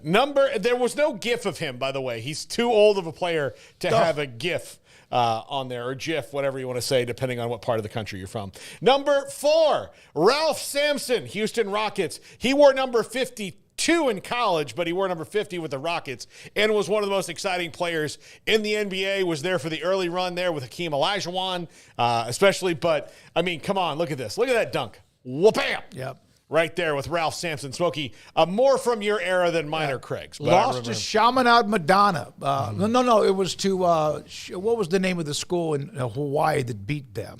When he was at Virginia with their number 1 team. No, Ralph Sampson, Twin Towers they had. A great player, and one of the best athletic 7-footers. I mean, Wilt probably was the greatest ever 7-footer as far as athleticism, but a hell of a player, and somebody that you sometimes wonder, did he ever get enough credit when he entered the NBA because he was known as such a great player, but they never won it all at Virginia. Yeah, never did. Number Chaminade? Yeah, okay, thank you. All right, number 3. Mookie Betts. I couldn't find a more updated picture. I'm sorry. It's tough these days. No. I mean, look, I couldn't. No. I looked. Apparently, the internet stops after this point. So bad. It's just that, there's only a limited amount of information on it. So, I mean, he still wears number 50 in whatever place he plays in now. But Mookie Betts, the best fielding right fielder I've ever seen, and now one of the best shortstops I've ever seen. And what's the Red Sox biggest position of need? Shortstop. But, if you knew his number was number 50, you know he'd have to be on this list because I love him unconditionally, even though the Red Sox traded him for, 10 Dunkin' Donuts, coupons, and a pack of cigarettes. So, but there we go. So Mookie Betts, who I love. So, did not remember. I didn't even realize he was 50. Yeah, I think about him every day, so I knew. I knew. Number 2, our good friend. This was one we can legitimately say. I wish I could say number 3 was my good friend and still a Boston Red Sox, but Mike Singletary, frequent guest on the program. He's number 50, and this was the perfect one. If you look at the eyes just there staring at you, that's a very realistic portrayal there of Mike Singletary. As a matter of fact, if they made a movie about the 85 Bears, he would be the most difficult one to cast because you'd have to find somebody who could do this. And I think that's a unique. They should do a movie about the 85 Bears, by the way. But that would be a very tough cat. Like, there'd be plenty of guys that, like, maybe look like him or can talk like him or, move like him, built like him. But can you pull this off, or they have to CGI that in? But Mike Singletary was number 63 at Baylor, which is a weird linebacker number, but number 50 for the Bears, and in that great Bears middle linebacker tradition. So do you have any guesses, either of you, on who number 1 is? At 50. Oral Hershiser. He's 55. Oh, that's right. He's 55. He's 55. 50. Is there a spur? Oh, my gosh. Craig is a very smart guy. I know who it is. Yep. The Admiral, Yep, David Robinson. Yep. And, I went back and forth between Singletary and David Robinson, and here's why I went with David Robinson. All the titles in San Antonio. He's on the dream team, for crying out loud. Like, he was Olympian, Naval Academy, first pick in the draft. Like, this here is the greatest number 50 of all time. And he's also on my bucket interview list. I would love to interview David Robinson. One of my favorite basketball players of all time, too, but had to be this. And this wasn't just because he's one of my favorites, but, I mean, come on, the Admiral. Yeah. So there you go. Robinson and Duncan both drafted as top picks for the Spurs when they tanked to get both of them. Yep, absolutely. And this is when that was in his goggles phase. Good call. Here. If that was the game, good call. It worked out really well. Getting both those guys. Yeah. Now if they can hopefully they find somebody to go with Wemby, like they found Duncan to go with Robinson here. So there you go. We'll see what happens. Well, that's it. That's the top 5. Well, that's a treat. A live top 5. Also, the cookie cake. Jack, was it any good? Did you enjoy it? Thank you very much. Emery Winter. Paul, thank you very much. And also, Emery's working on 365 Sports tonight on the local CW. Craig Smoke, thank you very much. Thank you, everybody, from the first to now 50,000 plus subscribers. You, the audience, viewers, listeners on our Twitter page or Twitter broadcast, YouTube here, and also on Sikkim 365 app. I'm David Smoke. I just want to say that paddle's very cool. Again, the super chats we got, very cool. Everybody, appreciate y'all. Let's keep it growing. But thanks for those here, day 1 or day 1,000. Just much appreciation. Yep, thank you very much. Have a great weekend. Back at it on Monday. Already working on one heck of a lineup. I'm David Smoke. Thank you so much and have a great weekend.